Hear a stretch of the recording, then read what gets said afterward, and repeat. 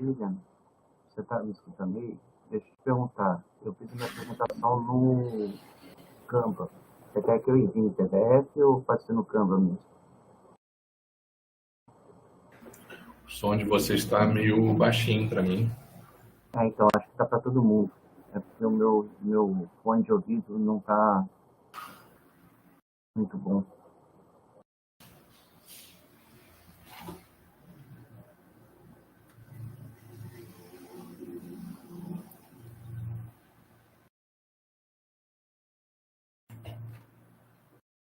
Meu áudio está bom para vocês? Tá. Legal.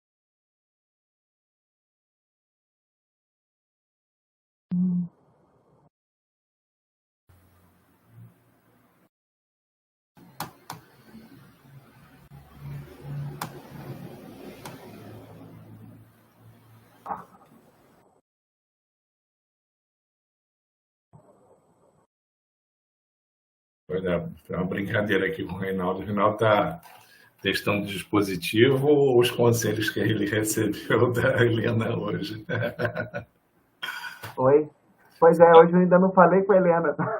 É que você botou lá que estava testando seus advices. Pois é os dispositivos. Os dispositivos. Conselhos vão vir juntos. Conselhos sempre vêm, né? Sem dúvida, sem dúvida. Melhorou um pouco a minha fala? Tá, seu áudio está ótimo. Tá, que bom. Boa tarde, pessoal. Deixa eu aproveitar para checar o meu também. Estão me ouvindo bem? Então, estamos. Sim. Que bom, tá bom.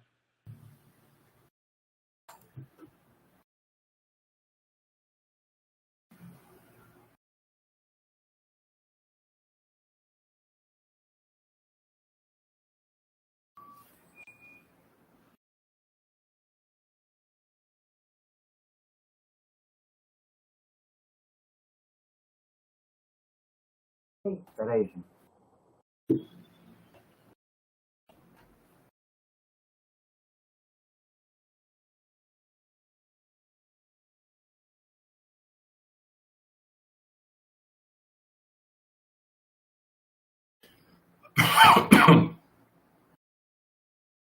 Rapaz, faz tempo que eu não uso webconf, olha. Tenho usado Meet, o outro lado do Microsoft, o outro lado deles, né? Zoom. Mas webconf faz tempo. Usado o Teams.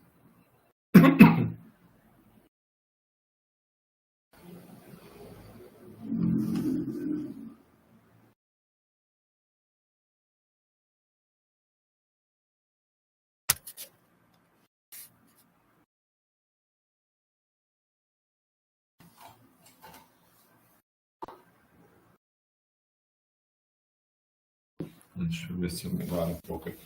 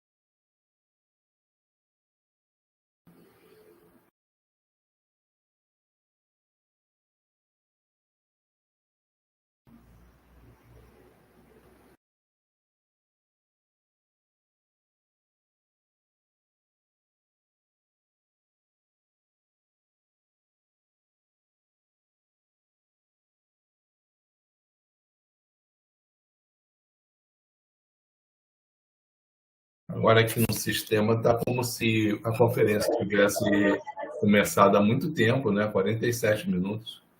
Eu comecei a gravar com certa antecedência. Comecei a gravar com alguma antecedência.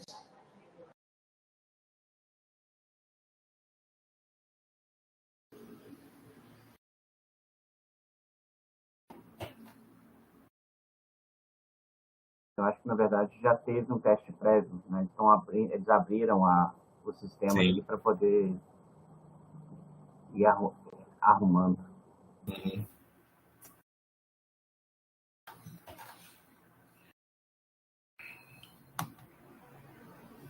No início da pandemia, o Meet estava colocando o acesso sem tempo restrito. Agora eles estão restringindo a 1 hora, né? Não sei que você tem a assinatura deles. O meeting já fechou para 1 hora. Ele era assim, né? Ele era 1 hora antes da pandemia também. Ficou aberto só no período de isolamento e depois fecharam de novo. O Teams eu tenho a assinatura por causa do Microsoft, né? Então dá para fazer indefinido. Agora o WebConf é bom porque ele, como é um sistema federal, dá para você abrir para todas as universidades federais e quando você gravar, ele fica disponível para outras instituições. Mas qualquer vínculo serve? Ou tem que ser... Citando no Ministério da Ciência e Tecnologia, se você pesquisar lá quais as palestras que estão no WebConf, você pode entrar. São públicas. Bacana.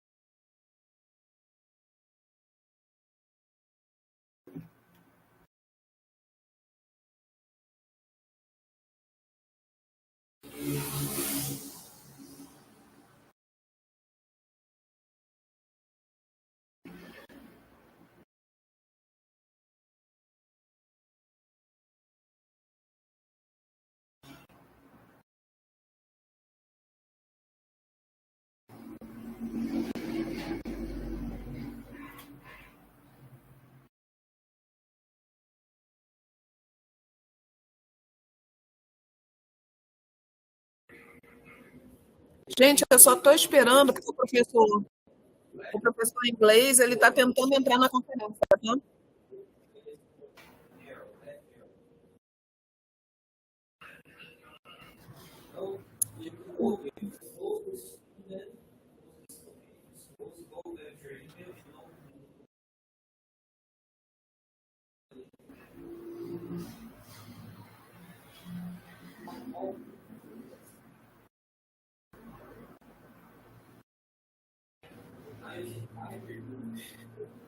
William, você está na sala de conferência?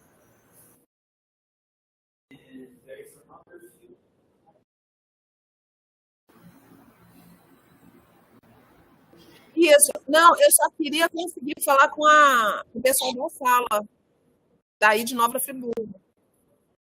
Está aberto para eles? Não. Então, eles estão nos ouvindo. 2 anos atrás, a gente sonhou e fomos trabalhando, planejando, só que existe a dificuldade em ter o material para produzir, né? Agora eu estou falando aqui pela sala. Eu não estou conseguindo ver o William aqui, aí eu fico na dúvida se ele está ouvindo.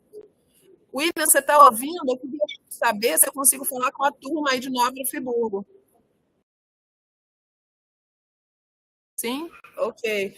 Então, abre o áudio para eu falar com eles, porque a gente já são 3 e 7. Eu deveria justificar ele. O pessoal do MIT já sabe. Agora a turma está ouvindo e o microfone está aberto aqui na sala. Coutinho já está aqui, ó. Oi, gente. A turma de Nova Friburgo consegue me ouvir? Sim! Legal. O pessoal já está. O pessoal da biologia, né, e outros convidados estão no Meet, em outra sala, tá? Online. E a partir dessa sala é que eles ouvem toda a conferência. Aí eu vou perguntar ao pessoal do Meet. Tá todo mundo ouvindo? Bota no chat, gente, por favor. Sim? Maravilha. Ela que resolveu. Obrigada, Sueli. Gente, essa é uma tentativa que a gente está fazendo pela coordenação de pesquisa, junto com 2 pós-graduações da UFF, o programa de Ciências e Biotecnologia, aqui de Niterói, do Instituto de Biologia, e o programa de Odontologia aí de Nova Friburgo. A ideia é a gente estabelecer quais são os caminhos que a gente precisa executar para tornar os eventos na UFF híbridos, para que ele respeite a questão do multicamp. Né? A universidade ela é multicamp, ela está em diferentes cidades, tem acontecido vários eventos interessantes, mas que não chegam em todas as cidades. Então, a gente está estabelecendo protocolos, né, que é esse método, para que vocês possam, aonde vocês estiverem, ouvir os eventos da UFF. Por exemplo, hoje de manhã eu abri um evento lá da veterinária com 2 convidadas internacionais e foi feito só no biomédico. Tá? Vocês estão ouvindo aqui o pessoal falando, é porque a gente está tentando ajudar o professor inglês, Dr. Norman Ratcliffe, a entrar na conferência. Conseguiu? Não? Então, olha só. Não, tudo bem. Dá o link do Meet. Ele tem o link do Meet, não tem? Manda aí pelo O nome dele aparece na lista de usuários aqui, né? Ele vai entrar pelo Meet e aí a gente vai ver o que a gente faz, tá bom? Porque ele não está conseguindo entrar pela conferência, William. só 3 telas para entrar. Ele tem que entrar, ele tem que escrever e-mail, aí depois ele tem que o microfone. E ele não está conseguindo no computador dele. É João G aqui.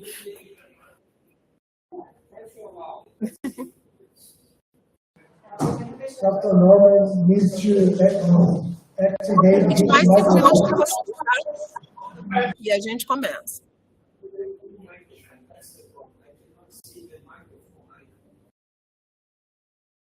Ai, gente, eu esqueci a outra pessoa. A outra pessoa é o intérprete em Libras.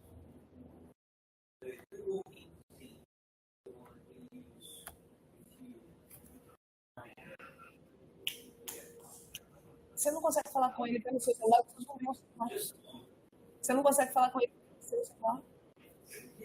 Pelo celular? É apresentar pelo celular?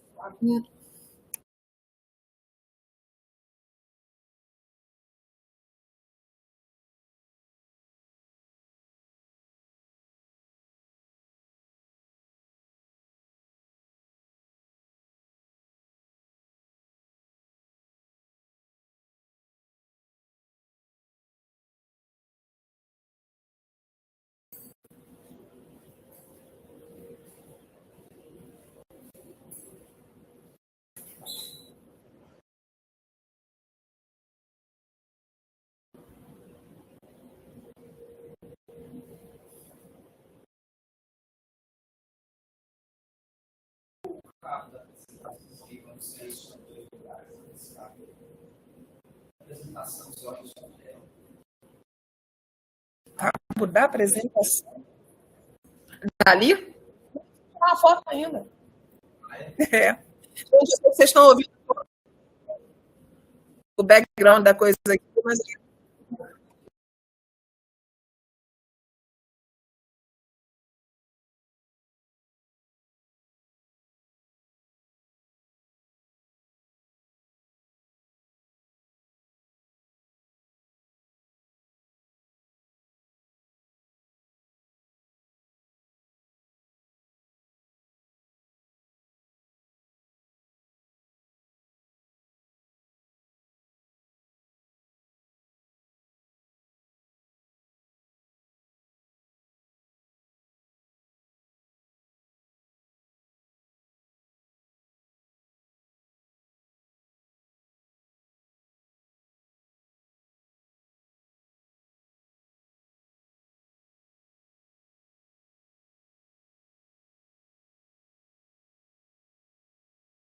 oi, William. Ó, o Jaderson entrou.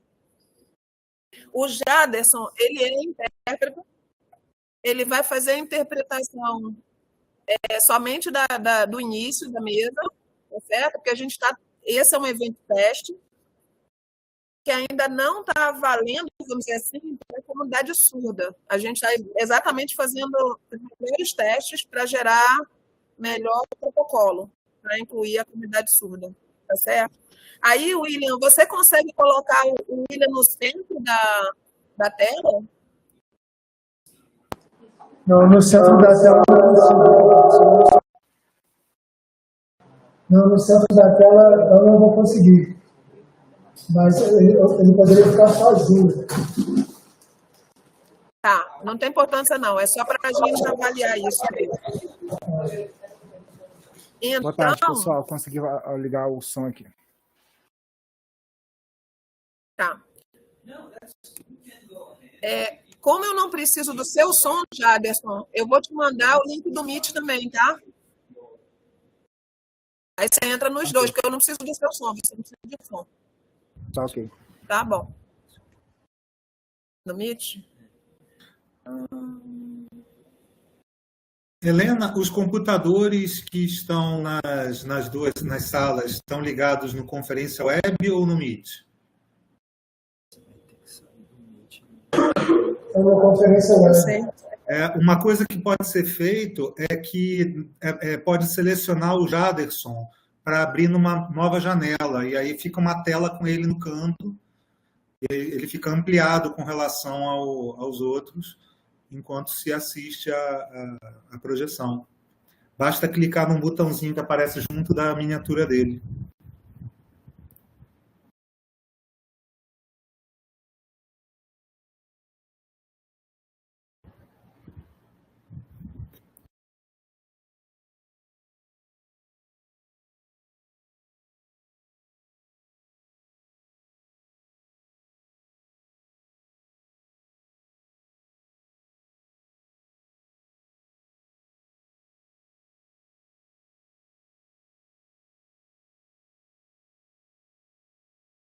Ô, Jaderson, mandei por WhatsApp, tá? O link do Meet.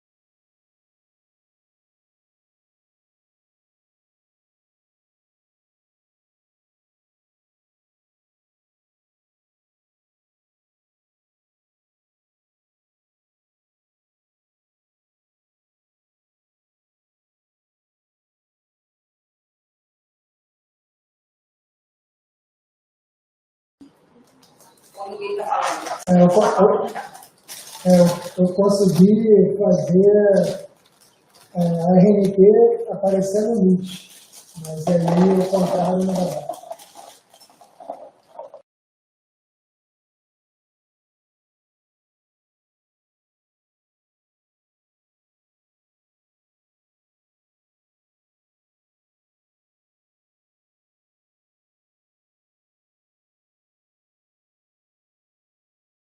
Eu vou começar, tá todo mundo me ouvindo, certo?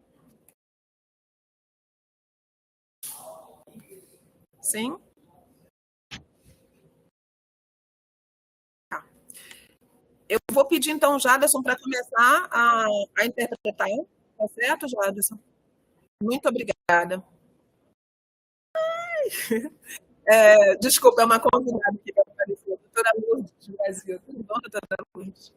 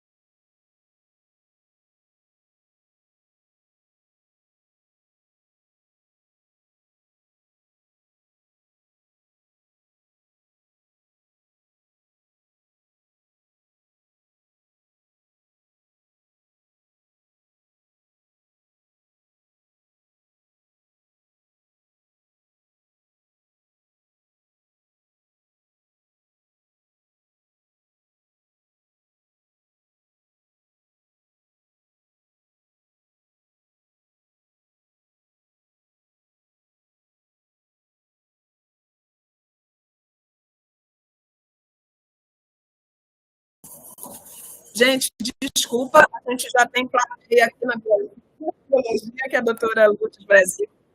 Eu assisti aqui. É ótimo, pelo menos a gente tem mais uma. E ela está vendo aqui projetado na tela aqui do auditório. Certo? Então, eu vou falar primeiro em português, porque eu sempre começo essa conferência internacional falando em português. Depois eu vou falar em inglês. Só um minutinho.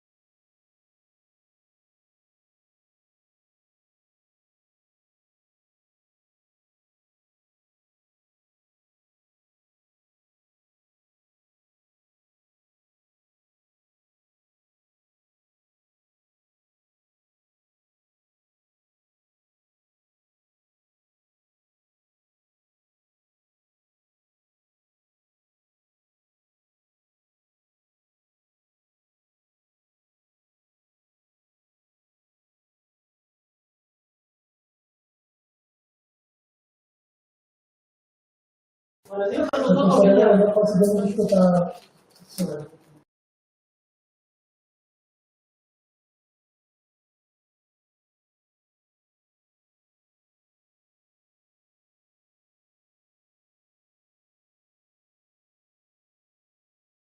Helena, você está falando com a gente? Aqui na RNP a gente não consegue te ouvir. O microfone está aberto, mas a gente não te ouve. William, eu acho que ela está falando sim. Eu estou me comunicando com a equipe aqui.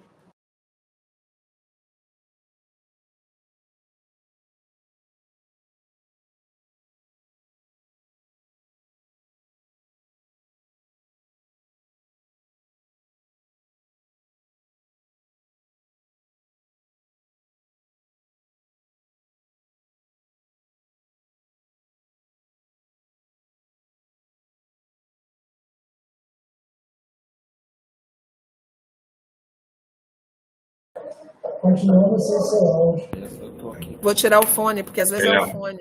Não estava conectado ou não estava configurado para fone externo. Agora a gente começou a te ouvir.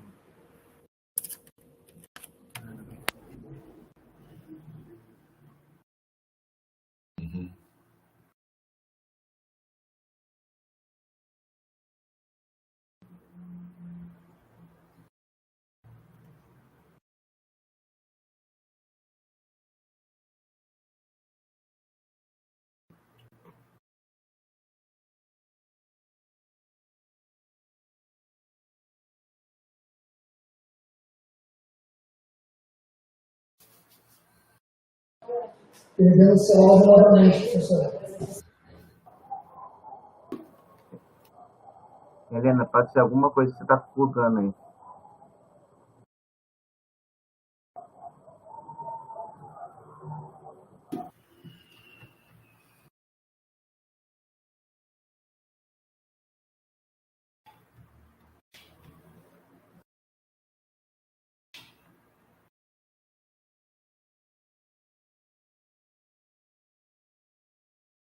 Isso aqui. Agora vocês estão ouvindo? Sim.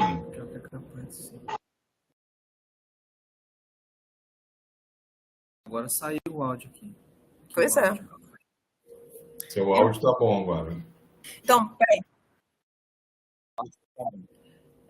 O pessoal do Meet parou o eco agora? Agora sim. Ó, eu vou falar então. Testando. 1, 2, 3.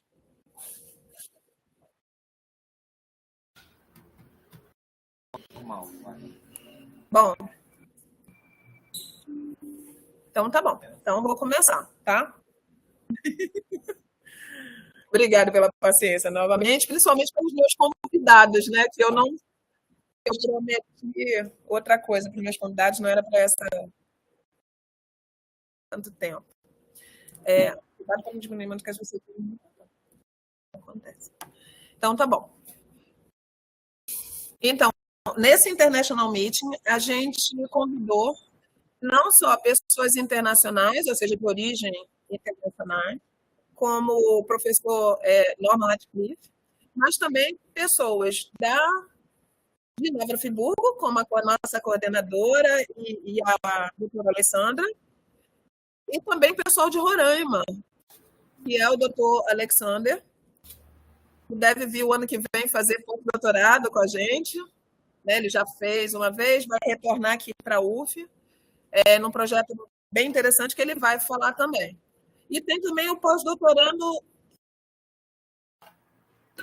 vários projetos com a FAPERJ, como o doutor empreendedor, então vai ser bem interessante ter essas pessoas falando aqui para a gente e todos vão falar inglês. Então, eu vou começar a nossa abertura apresentando a nossa mesa.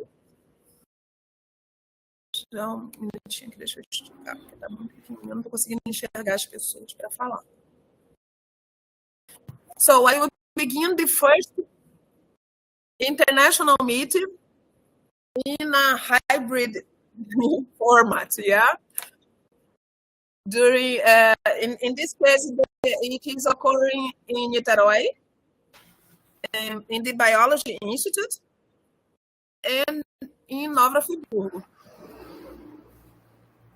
This meeting, we have, in this opening session, we have the representation of the superintendents of international relationship. So Dr. Vitor is representing the superintendents of international relationship. We also, I will ask each one that I will present to talk a little bit, okay, Vitor? As you are from the SRI, I ask you to talk in the name of Dr. Lívia Reis, that is the superintendent. Yeah. Thank you, and thank and for your time. Yeah, for being available for that. Thank you. Certainly, Elena. It's a pleasure to be here, and it's also a pleasure to be representing the International Cooperation Office. I am Vitor Jerusalemski. I work as the projects coordinator at the office, and we are very glad to be invited to be a part of this opening session, because this event it represents multiple things, right? One of them is the aspect of internationalization at home, which has been one of our core policies for the International Office for many years. And we really appreciate the initiative of Professor Elena and all other professors here present in embracing this philosophy to promote a more democratic and accessible form of academic internationalization for our students, for our teachers, for our institution as a whole. So what does it mean to say internationalization at home? It's a concept that has been widely promoted recently, of course, starting in 2020 for reasons we all know, but that has been a part of the internationalization policies of many institutions for several years at this point. And it concerns bringing aspects of academic internationalization to the local curriculum. So that means introducing presenters and workshops, seminars, events locally with members from the international community. It also means bringing international topics to the local curriculum. It means introducing foreign languages within our local curriculum, basically offering more broadly to our students as a whole internationalization opportunities without cost, making them more accessible, more widespread, and fairer in a sense. So this event marks a position that I think for our institution in particular, for UFF, is very unique because we are very widespread in the state of Rio.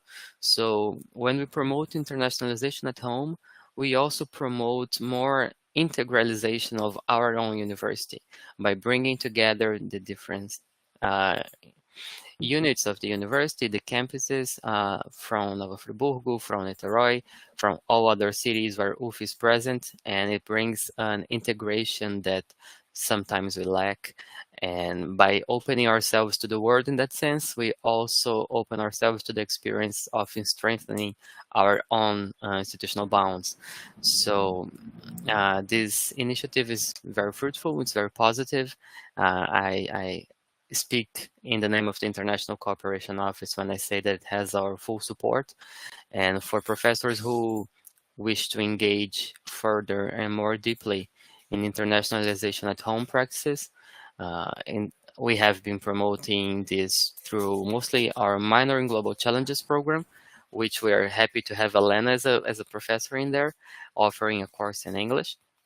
This is a short-term course that focused on the studies of inequalities through a transdisciplinary perspective based on the SDGs, on the Sustainable Development Goals of the United Nations.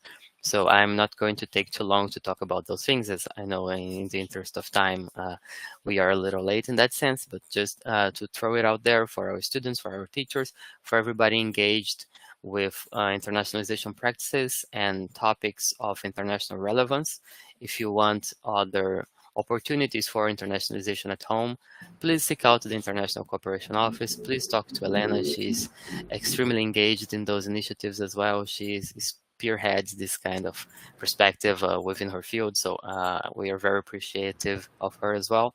So just to wrap it up, I would like to thank once again for the opportunity to be present. I wish you all a fantastic presentation.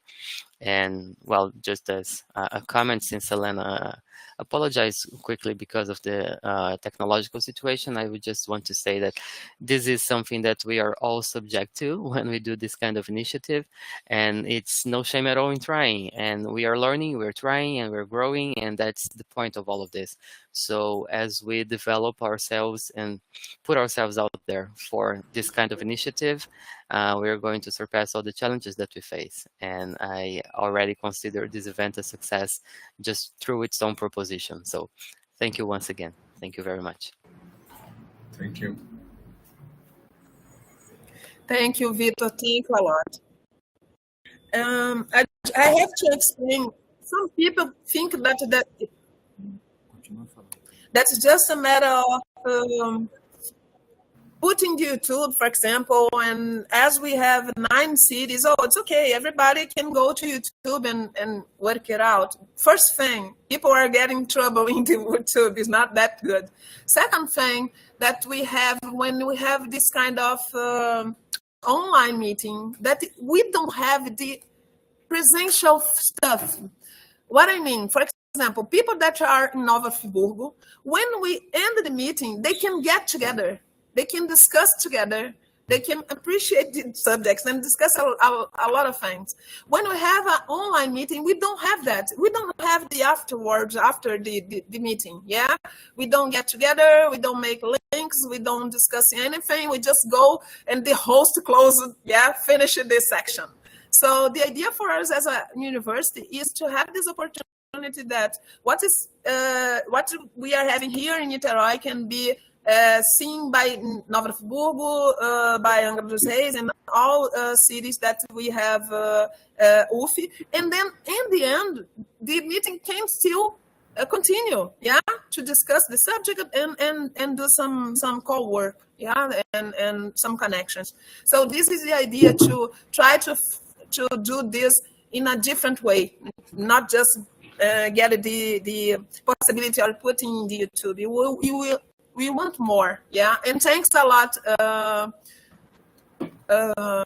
Vitor, yeah, for your attention, for being here. Okay. So the next person that we asked to make a quick talk is the vice coordinator of the post-graduation in Science and Biotechnology, PBI. PBI is a post-graduation that begins this international meeting. In the beginning, PBI invited different post-graduation. We already have international meetings with 6 post-graduation. And now PBI is investing in this go abroad for Niterói. Yeah, the international meeting always have post-graduation from Niterói, but not from other cities. So we are trying now to get this wider, yeah, than what we have later. So thank you, Gutenberg, Dr. Gutenberg, for being here, yeah, and available for our test. Hi, everyone. Good afternoon.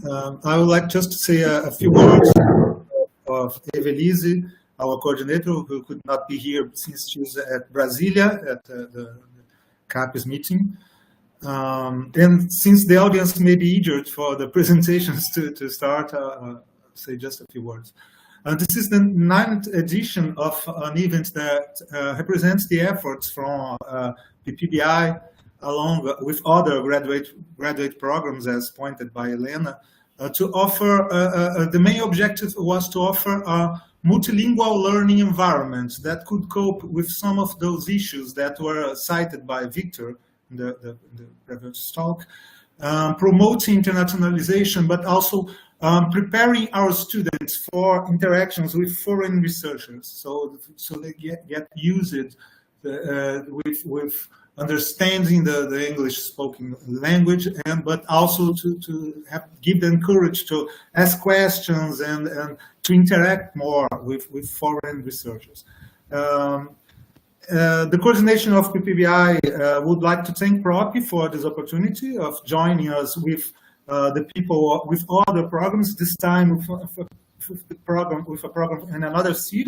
So we are here with the people from the dentistry program at Nova Friburgo, and in this first hybrid multi-camp initiative. We are very glad with joining you in this.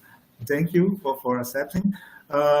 Yesterday, I was trying to remember with Elena, it was the year of the first edition. We could not remember exactly, but remember that it pertains to the DNA of our program. We do these workshops, this workshop certainly from the first years, the 3 first years of the creation of our program, along with the discipline of scientific literature. And we still hope that those initiatives empower our graduate students with higher flexibility and exposure to international perspectives. Now, with this hybrid mode, we hope that we can strengthen our bonds with other programs in other cities. So let's see where it goes from now. I would like to thank the collaborators that have been consistently helping in this endeavor, including Alexander Sibajev, one of our speakers, which helped us previously in our first hybrid discipline a few years ago. I don't remember exactly when, but we have offered a discipline at distance in a hybrid mode, and it was a very good experience. And the other lecturers also for the acceptance to collaborate in this event and share their research with us. So eager for your speaks. Thank you all, and I wish all of you a great event. Thank you, Elena. Thank you. Thank you, Dr. Gutenberg, for your time and for the word. And now I call Dr. Fernanda. Dr. Fernanda is the coordinator of the program of odontology of Nova Friburgo. Very welcome, Dr. Fernanda. Thank you a lot for your time. Thank you, Elena. It's a pleasure to have this event on our campus. May we have a very grateful afternoon. Our PPGO is very honored by the chance to host it in a hybrid way. Welcome, everyone. I would especially like to thank Professor Alessandra for accepting the invitation and mission. She will talk more about our course, Master in Dentistry. And thank you for everyone in this afternoon too. It will be very, very good for our students. Thanks, Elena. Thank you a lot, Fernanda. The next person that I would like to talk, I don't know if we're gonna do it. That is Dr. Norman. We are just trying to get him talking. I don't know if we're gonna try to. Yeah, Dr. Norman, can you listen? Can you listen?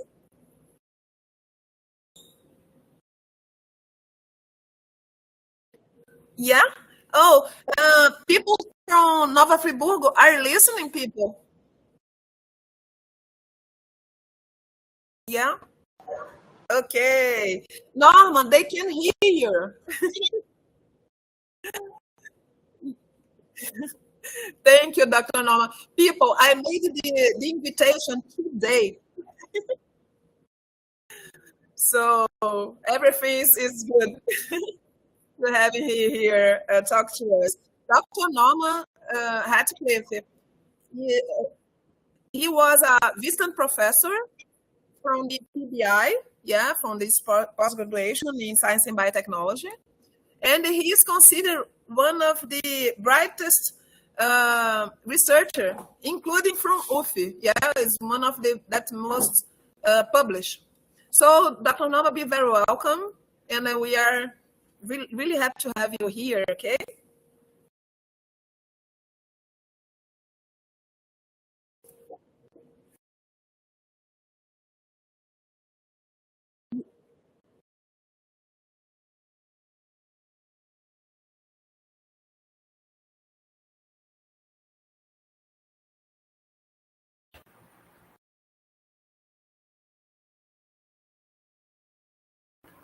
He was connected. He was listed.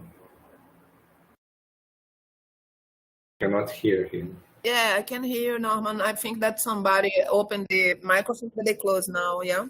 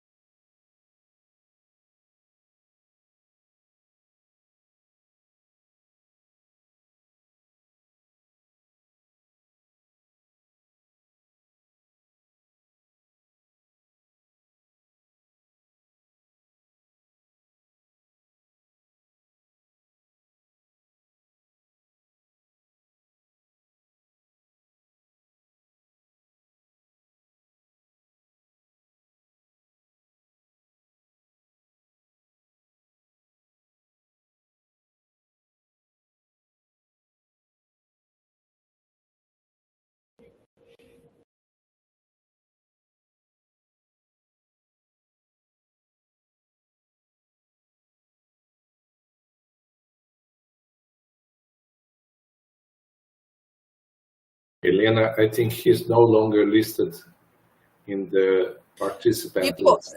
You are not listening to him? No, I'm not. No. People from meeting are listening. Yeah, we hear you, Norma, in meeting, but not in the conference. Yeah, in the conference room.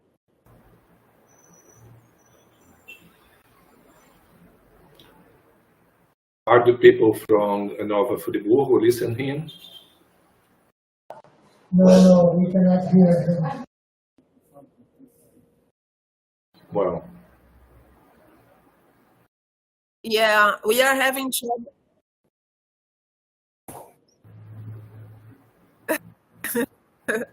It's expected, Norman, that this would be having problem using two different systems. In my point of view, Meet is better than RPM. That is just two different systems, but it's okay. Yeah. So I will. Norman, I know that he finished because he thanks for the invitation. And I ask my forgiveness, yeah, for not continuing to let you talk. I will try to ask Dr. Norman if he had time, maybe he can come back to close the event, okay, people? Don't worry. I will try to get him on the conference room in the end, okay? Sorry, Norman, for that, okay? Thank you. So we will begin this section of the lectures. And I ask you, Dr. Reinaldo Barros Geraldo, that is first doctor from the PBI, to present his presentation. Thank you, Reinaldo, for for being available for that trial. Okay. Thank you. Thank you, Helena. Thank you all. just let me try to start the presentation here.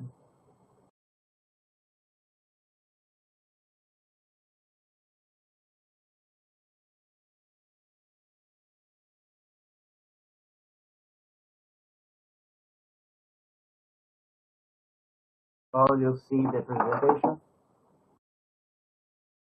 Because I can see you, just my computer.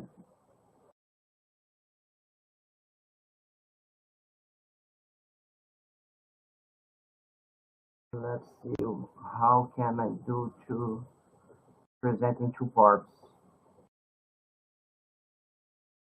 So, I start my presentation. I think the slides will appear, but I can't see everyone. I talked with Elena. He gave me 15 minutes, so I will try my chronometer to that. Or I can.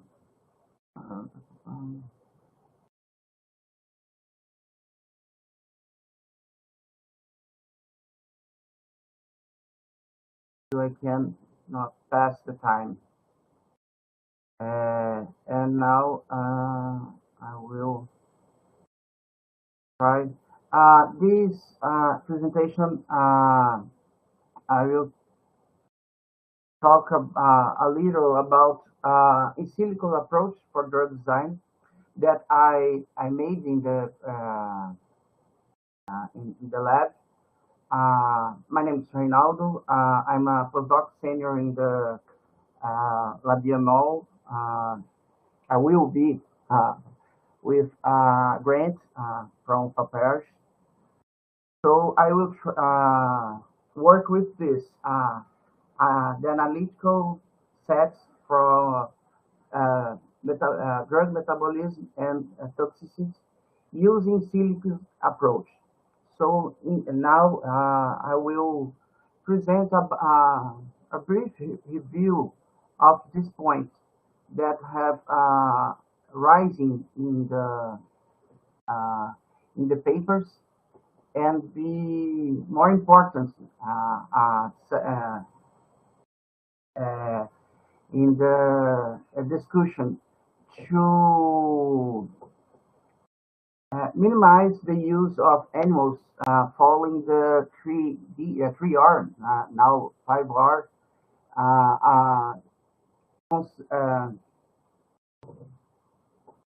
methods. Okay, so here we know will be you see the theoretical basis for use in silico analysis. More there is a huge in vitro in vivo techniques, but they use a lot of animals and and it's very expensive to do. So there is some methods to use. So you to understand the in silico approach will be the background of this in silico approach.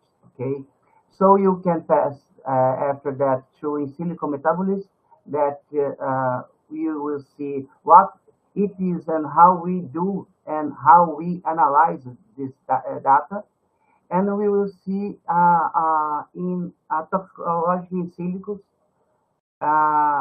some endpoints and some examples of toxicology features that we can use in silico to engage and to better our studies. So, and the last, I will open to some questions if you have any time. So, the fundamentals of the metabolism is of drug is that objective to assist to improve the clearance of these drugs These drugs are treated by our organisms like channelbiotics or is non-self components of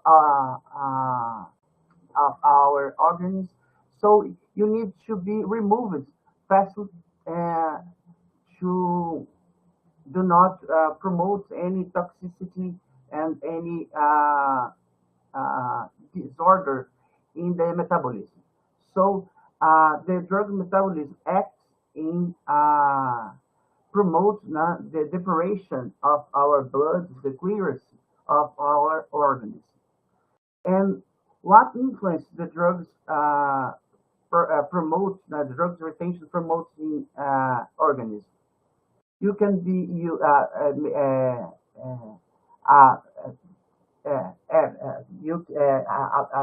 in oral bioavailability is the necessity of the drug to enter in the organism in the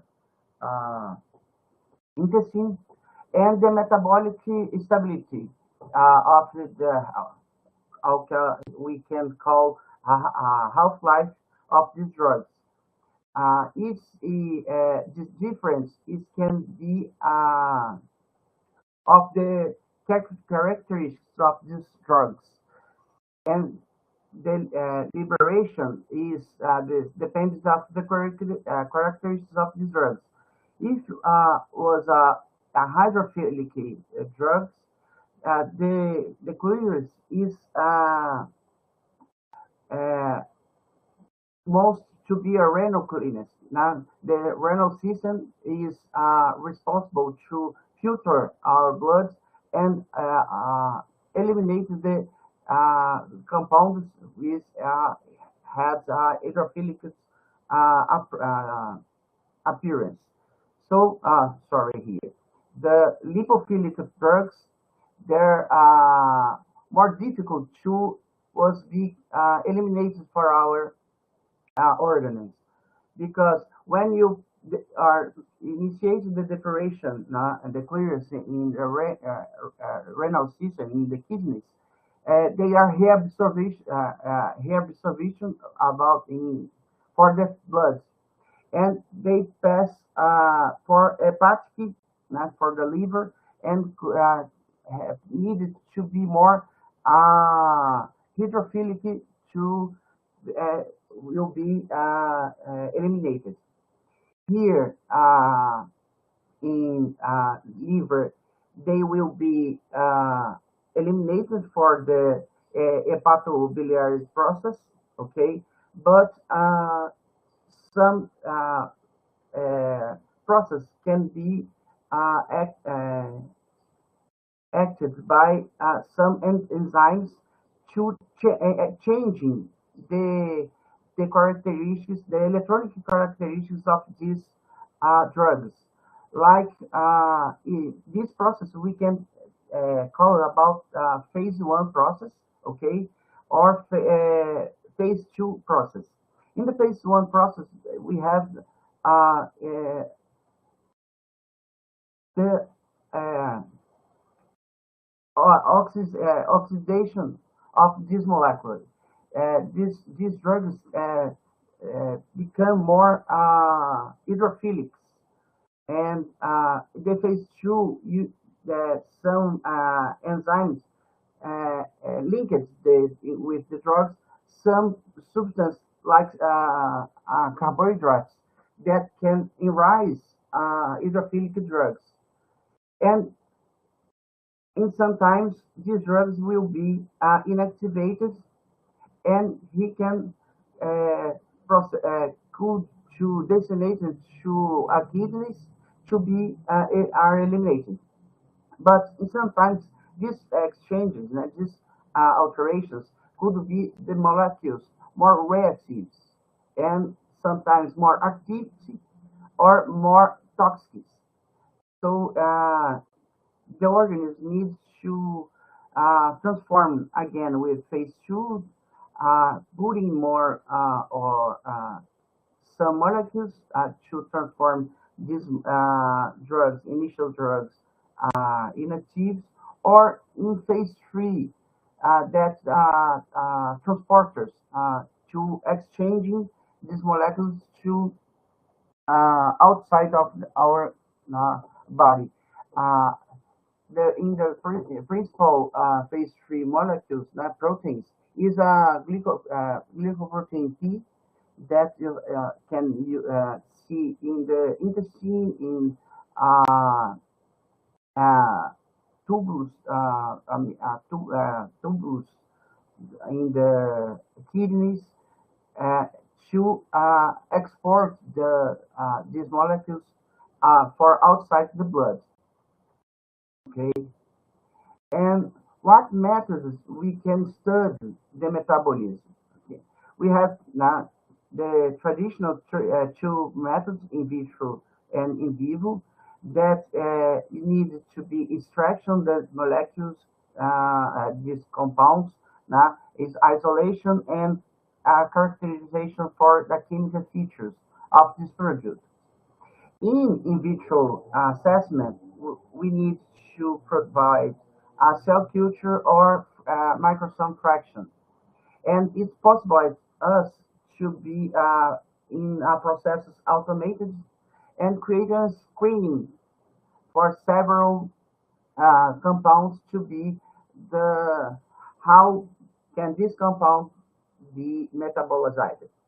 And in vivo process, we can use body fluids or excretion.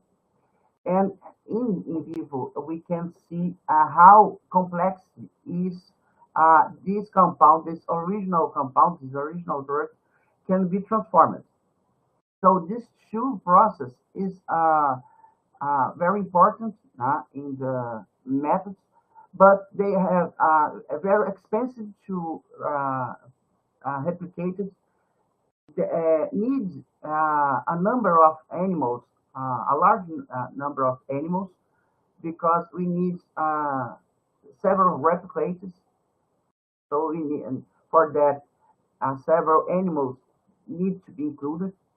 And the price of the realization and the time to realization, this process is very costly for us.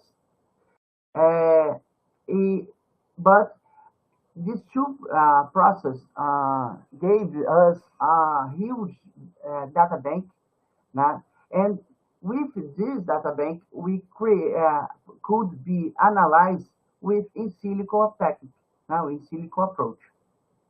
And how they are the good advances for the in silico approach? It's quick, so we can analyze, we can treat 100 drugs with a few days. It's cheap. You need only a PC, a computer, with minimal elements, because there is a several web servers, free web servers, and with a private, a payment web servers to use, and they have a very different data bank. And what is the disadvantage, a drawback of in silico? There is a low accuracy. This question, this point is very serious, because several papers do not present approval, or several research do not have approval, because they use one or two data banks, and they present that they have a low accuracy. And this problem can be solved using several programs that having different data banks, and we can analyzing together this process. Okay, so we can use the in silico process to screening and excluded the certain proteins, drugs, principally the drugs that have a high toxicity and a worse metabolization. Okay, and which enzymes are we studying in this metabolization analysis? We use CP450, okay, that represents 73% of all processes are metabolic. It represents phase one, the oxidation enzymes, transferase enzymes like glucuronidase transferase that is represents a 15 percent of the metabolism action. Okay, these are one example of phase two process. And hydrolyze is another phase two process. There's esterase is representing 9% of drugs should be metabolized by our blood. Okay, so with these three analysis, enzyme analysis, we can abroad totally about 97% of all enzymes that are used to metabolize the drugs of our organisms. Okay, and in two analysis, in silico process, say, we can see several programs. Okay, and I present to you 4 programs that we can use and can be interesting, and because they have a huge data bank and presents a huge information of the pharmacokinetics and pharmacodynamics and of the drugs. If you need to include one data, it SMILE format. SMILE format is a form to describe the structure using only the elements, not carbon, hydrogen, and you could, let me see, I can open one to show you how can we use this process. So I can create one molecule of uses here, or like a simple example to us.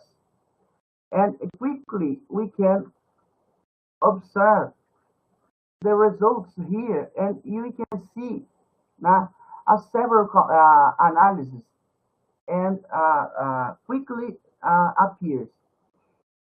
The results of in silico compounds is quickly, but we need to analyze it with very carefully, because sometimes one result could be not correspond to reality. Okay, but it's good. Maybe good be a start point to analyze this compound. Okay. Returning to presentation. So we have a Swiss Army is a program by financed by let me see here, a Swiss Institute of Bioinformatics. They have a huge databank that use the Europe databank, and so he have a good results to support the drug discovery. Okay, and this program could be directionate our drug screening. I use in my analysis another other 3 programs. Okay, the Admet STAR that use that have a huge bank. They use European and Japanese and American database, the NIH database, and these tests compounds is very good to see the admit the metabolic process, the administration, distribution, metabolism, excretion, and the toxicity uh, for the several programs, several drugs. Uh, PKS CSM. This is another program of the California group. It's very interesting because they have a quantitative values for the compounds. And this one is a new study that I can see provided by Chinese groups, and they use the biotransformer. You can see with the predicted compounds how metabolism can be act and how is metabolicity formatted. So when I use one compound example, we see a reduction of carbonyl of the CYP, okay, and you can see this molecule could be more hydrophilic in the branch, this part. And with this point, we can use these two molecules, or these three, or these four, or these five molecules, now, to analyze the activity of this compound, this only compound, because these metabolites are present in the organism, in the blood, and this could present more activity than the first compound, than the first drug. So we can need see if the metabolite is more toxic or more activity, and we use in silico approach analysis of docking to observe the interaction of this compound of the protein ligands, and see if this interaction is more efficiently, and if we have in vitro or in vivo results, we can understand better the activity of one compound and their metabolism. So this program, I think, is a good method to understand and to transform greater our results in our research. Okay. Theoretical toxicity, we can see several endpoints. So I can here I choose someone that we can understand what is where they origin. So we here I will use the four programs and more three, like Admet Lab, VN, Admet, and Protox 2. This Protox 2 is including in a world group organization. This 21 toxicity group that analyzing in silico and in vitro several drugs to understanding their toxicities, to enrich the data bank. Okay, VNN Admet use Chinese bank is very important to increase our results. And AdMed Lab is a good, a free program that part of these studies in USA. Uh, how can you predict the compound toxicity? You analyze, could be construct model for molecular similarity to see acute toxicity.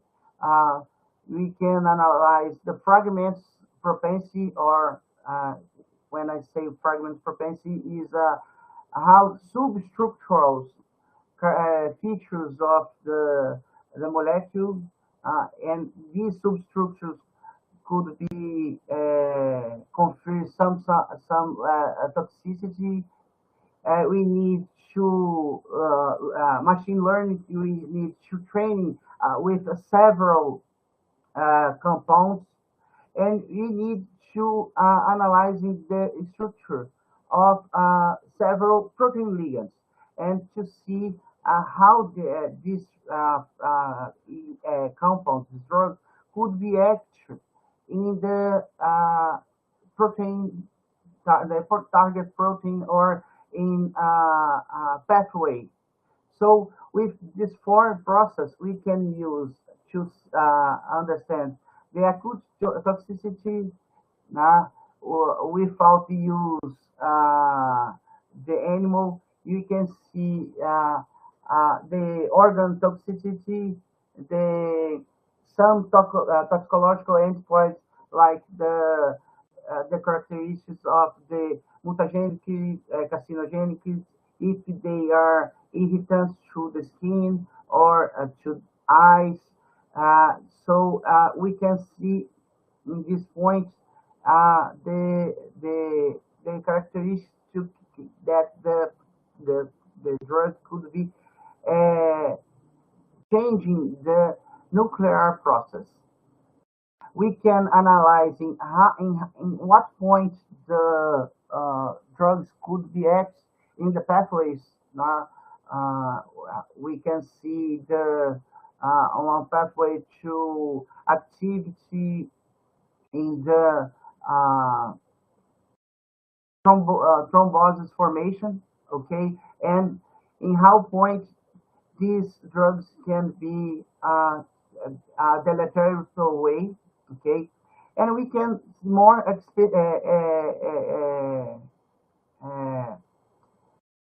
directly and analyzing the compound in these targets, in proteins targets, and we can see if our molecule has some interaction, energy interaction with important ways, the important proteins to this process. So using this approach, we can create several reports and analyze it to be a safer, how safer these drugs could be. Okay, so here I will presenting some of the ending points that I think is important to our drugs do not act. The first one, I have org blockers. They are presented in a cardiological process, like in heart beating. These org blockers act in QT interval that enlarge this interval and promotes the arrhythmia and some leading sudden death. Okay, so the air blockers, the drug is not a good drug to transforming in the medicine. Okay, so there is an important way. We have in silico techniques analysis for two ergs, Buckner, erg1 and erg2, and we could be exclude some compounds if they are presents a positive of in silico and observing one screening that we can use thousands synthetic compounds, we can exclude someone that just a blocker, egg blockers could be one. Okay. Another important endpoint is hepatotoxicity. The liver is important organ in the metabolism, energetic metabolism, and fatty metabolism, and drug elimination. So the toxicity in liver provides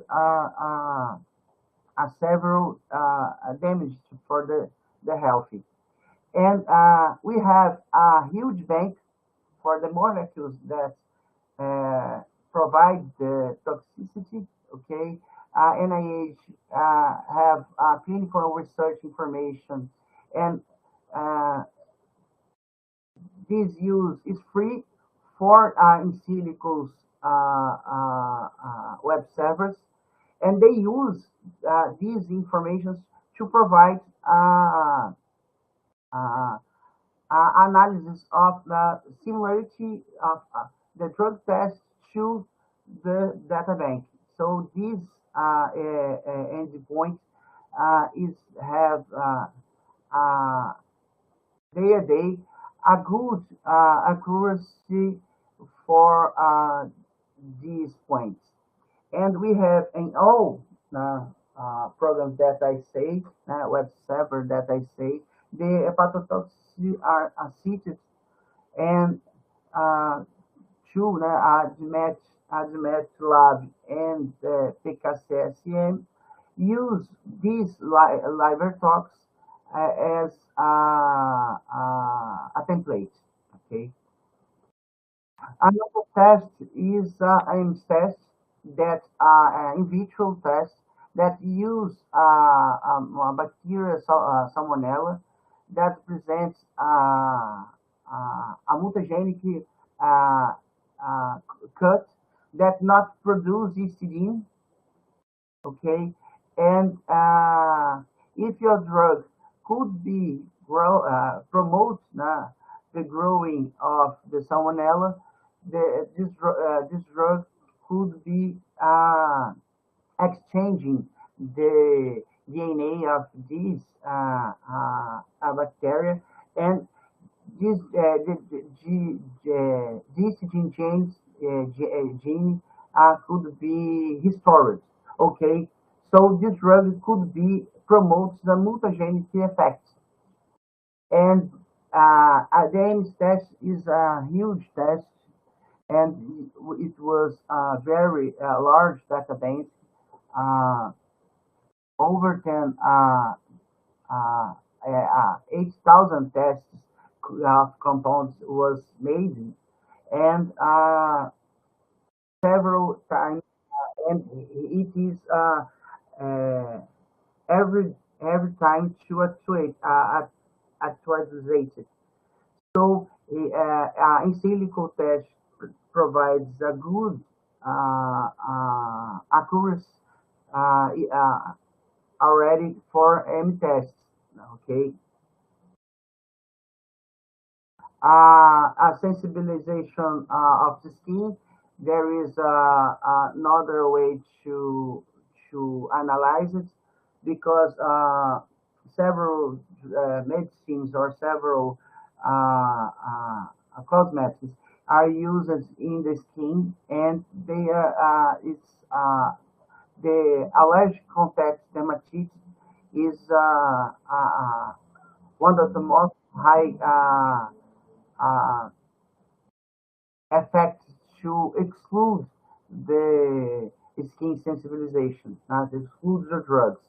So again, there is a huge bank with a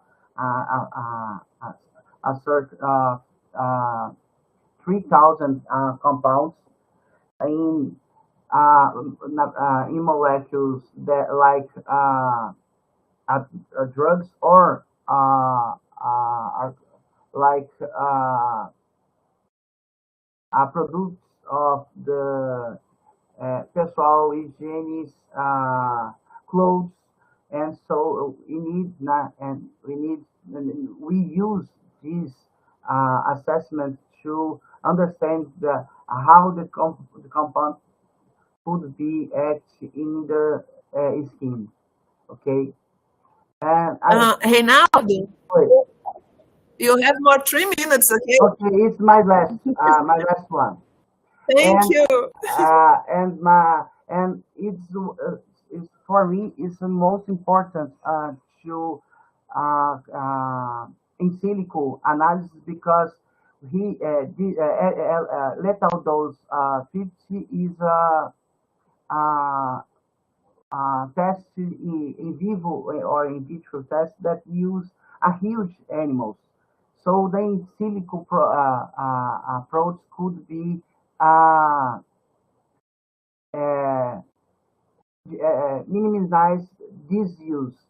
So, how could how act the LD50? We start with a population, so we try several those drugs, and we need to see in how those drugs we have a fifth part of half part of the population. So for use is this process in vivo, you can need to several death animals. So in silico analysis, we can see we can reduce this process. Okay, process use. So that there is a I need uh, to talk to you now, today, and let me try to return to presentation. Okay, and if you have any question and that I will respond, I mean.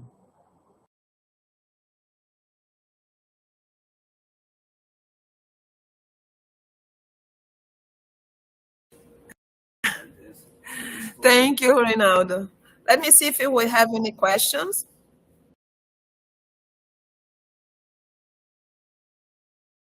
Can you see for me either in the chat if you have a question? I know that we have one question. Dr. Lourdes is here. She asking if this toxicology study, if do you think that using this kind of study, do you have any advantage in terms of money? If you do that, do you think that is highest or lowest the price of the research, Reinaldo?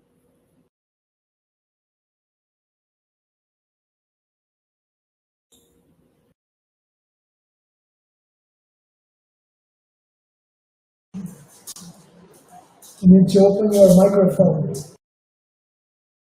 Yeah, microphone is closed, Reinaldo. Sorry, I think in silico process now you can cheapest the analysis because thinking in a screening when you use 1,000 or 100 compounds, you can analyze it faster and cheaper, and you can exclude the outliers of the outlier drugs in and the middle of drugs you need become future to conduct the in vitro process. I think in the future we use more in silico process and lesser in vitro process.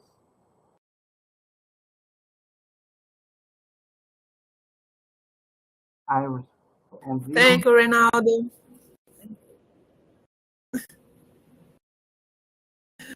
So thank you a lot, Reynaldo. Is another one that I just made the invitation. So it's a good friend. So now I'm really happy for having Dr. Alessandra that's here to join us. And, I know that the topic is really interesting. Thank you, Alessandra. Hi, good afternoon. Thank you, Elena. It's a pleasure to be here with you today. Let me share my screen so I can start talking. Sure.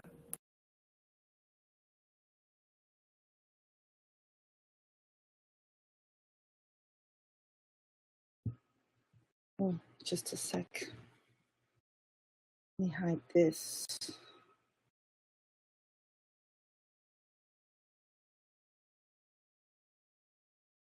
So good afternoon, everyone. Can you hear me well?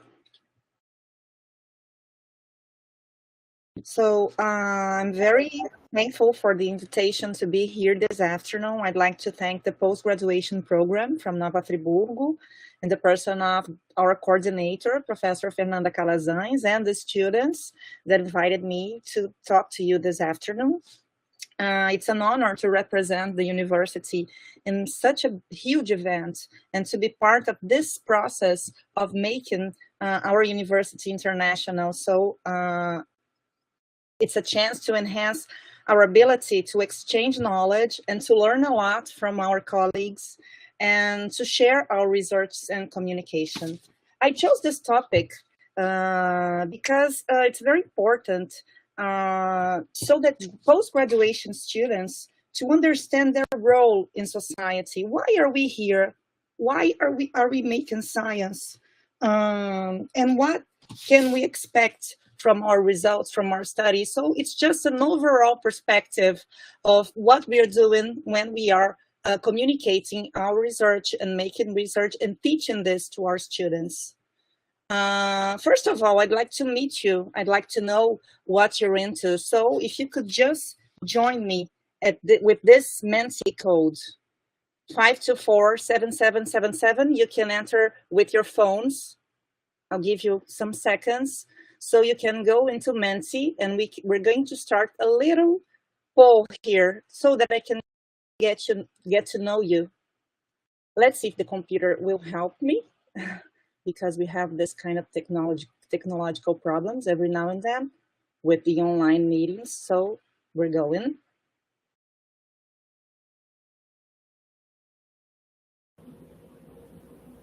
Sorry, Alessandra. Can you see the Menti number 5247777? You can just get into Mentimeter, use this code and vote. Yeah, that's going on. Yeah. About oral presentations in English, do you understand well? So let's check our public here. So people that aren't in the meet can vote, and people, well, everybody can understand clearly. That's nice. Where are the others? Our students in Nova Friburgo, are you shy to vote and to share? Don't be shy. I don't think people were answering. Yeah. Okay, an honest one. It's okay to understand most of things that we speak, but not everything. We have more than 40 people in the meet. You're not managing to enter the Mentimeter.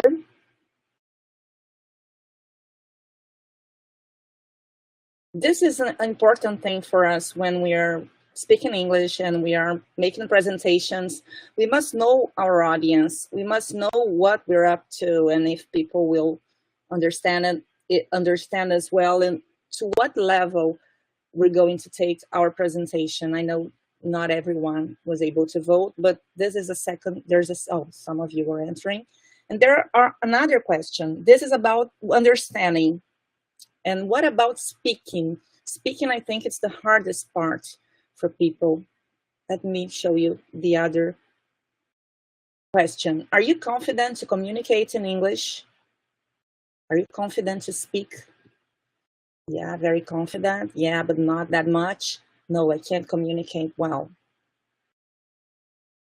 That's why we're here. We're here to practice. We're here to learn together. We're here to promote all the courses, the language courses that we have in our university, all the programs for the students and the teachers and the servers to learn other languages. Okay, this is something we really have to work on because it's a very important thing in our daily life in the university and after it. So why did I make these questions to you? Because we're here to discuss internationalization, like Victor told us in the beginning. It's very important to expand our borders, to make partnerships and to promote exchanges. We have to take our university to other countries, and we have to bring other countries to our university, and we have to expand. We have to show our work, our research, and exchange technologies and exchange methodologies.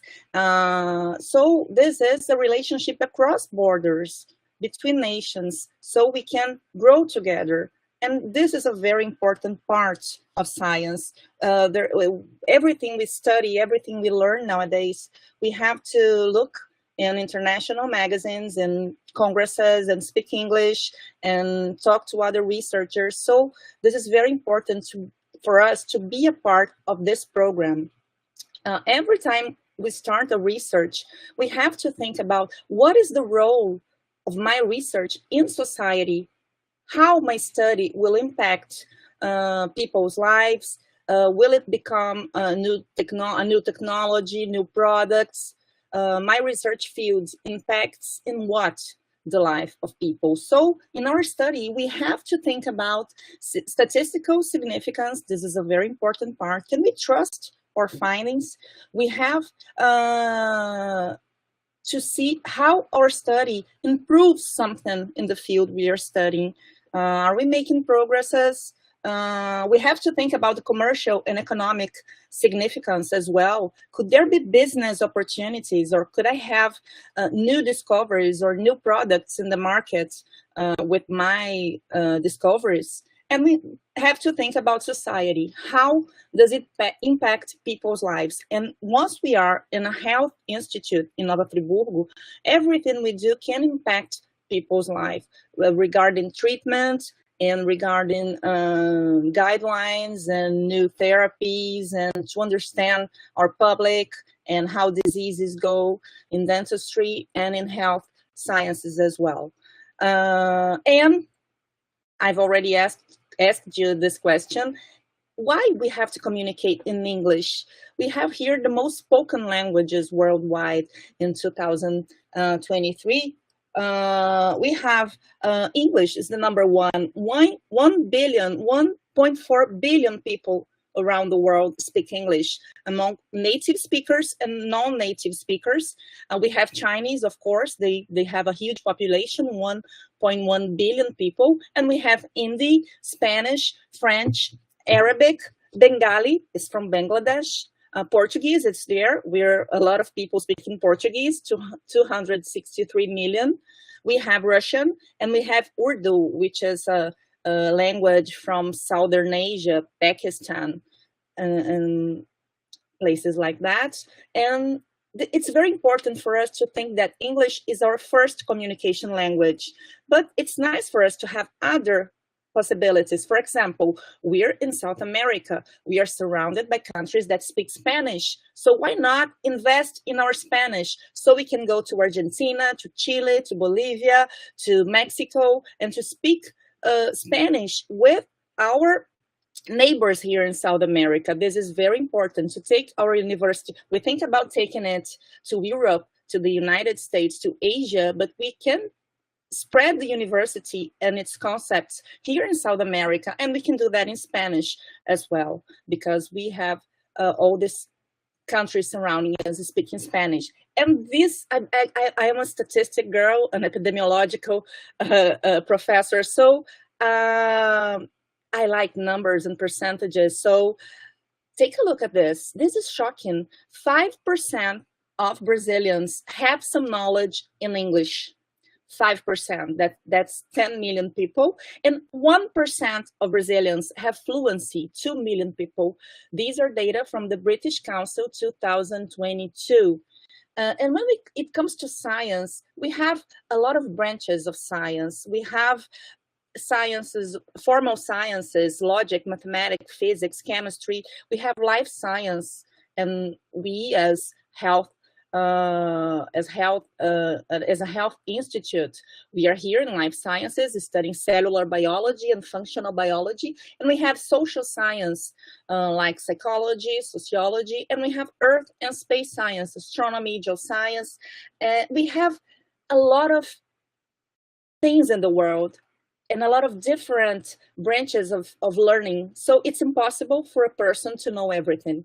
So we have to major in a specific area, something we love to do, something we like to study, and try to be the best as we can in this area, in this branch, because there are too much information out there, and it's impossible for us to absorb all the information about all topics. We can't be that good. So we better be good at what we choose to do in our daily lives. When you look at the science communication feedback loop, take a look at this. We have this small circle that's in our labs, in our classrooms. There are the scientists.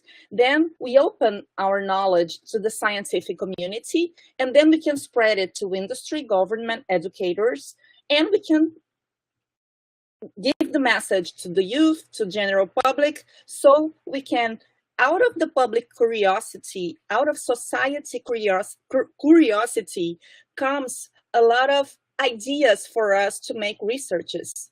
How can I make these people life better? What can I do to make this treatment last for a long time? These are questions that we have to ask every time we want to design a study. And take a look at a few numbers here at the universities we have in Brazil. Brazil produces a major amount of science. We have, like, in the year 2022, these are data from the Census of Higher Education. We have 2,595 higher education institutes. And we have universities, we have 205 universities. 115 are public universities. We are here, and we have university centers and faculties at federal institutions, and we have mostly the major part of science production comes from universities, mostly from public universities. And here we are. When we take a look at the students that enter graduation in these public universities, in these universities as well, we have a total more than 9 million students enter the university and enter higher education. And universities, we have more than 5 million students entering. We have like 44,000 courses, almost 45,000 courses in Brazil. And we have an estimate of 1.3 million graduates a year. So we have a lot of fields to make research and to teach students how to love science and how to engage in experimentations and research. When we take a look at professors in universities in Brazil, I just highlighted the last number. We have more than 300,000 professors, 176,000 in public institutions. That's where we are. So we have a large number of professors performing research and teaching, and we have a huge amount of papers and science communication going on every day. When we take a look at stricto sensu students, that's where you are, my students at Nova Friburgo and the other students listening to us today. We have in Brazil more than 100,000 postgraduate students, 76,000 more or less are master students, 4,000 are professional master students, and 41, almost 42,000 are doctoral students. So we have this master and doctorate degree spread all over the country. We have students preparing to what? What is the goal? To make a master program, to join a master program or a doctoral program. Most of you want to be professors, want to be teachers, want to enter universities, and want to engage in research. So that's a preparation for more science coming on our way. So when we take a look at Brazilians, 19% of Brazilians have higher education. That's a very sad number. But from this 19% of Brazilians that have a higher education, 0.8% have a master's degree. 0.2% have a PhD degree. I took these numbers from the Education at a Glance from the OCDE from 2019. So it's something for us to think about. You are the exception. Once you finish your master's degree, you're going to be part of this 0.8%. Once you finish your doctorate degree, you have a PhD degree, a philosophy doctor degree, you're going to be a part of the minority. And this is something we have to change. We have to look forward to spread science to our students. When we take a look at our university, at Federal Fluminense University, I took this data from some sites, from websites like from Propi and the university. We have 3,350 professors. Most of them work on graduation courses, but we have 1,218 that works on stricto sensu post-graduation programs. 1,621 are researchers. We have 87 stricto sensu courses and 14,671 students. So that's the number of our university, and that's why we have to keep on studying. We have to keep on going to send our message to the world about science and what we are producing. Our post-graduation program in Nova Friburgo has just completed its 10th anniversary. It's been there for 10 years. I joined the program some months ago. I was always into research with my graduation students and collaborating with the post-graduation program. And now I entered the program, and we have like around 40 master's students. We have 20 professors. We have 2 areas of concentration, dental clinic and pathology. And we are starting doctorate in next year, 2024, probably in February. We're going to have our doctorate students, and the program will begin. Once you get a master's degree, what do you want? You want to expand your knowledge on the fields related to the area of your specialization. You want to study a field that you love and explore the future employment you can have in this area, and you can get skills and new technologies and methods that have developed. When you want, most of you want to become a master because of you want to be professors and teachers, and that's okay. But if you decide to keep on going after you've learned a lot about methodology and study and research, you can go to a PhD. And it's the most advanced degree you can earn. It symbolizes that you master the specific area.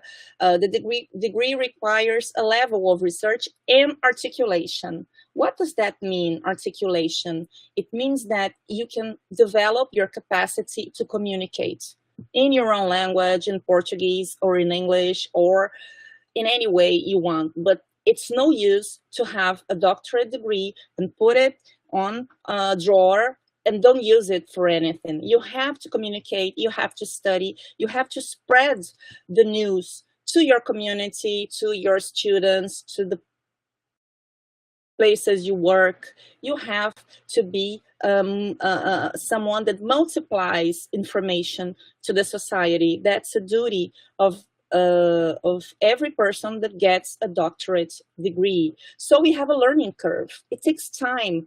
First, when you're in master, you have like a slow learning time. Everything is difficult. So you start to increase in proficiency. Then you can peak proficiency and get this in the state of overlearning. Well, I've read enough. I've read everything I can read, but there's always something new that we can accomplish, that we can learn.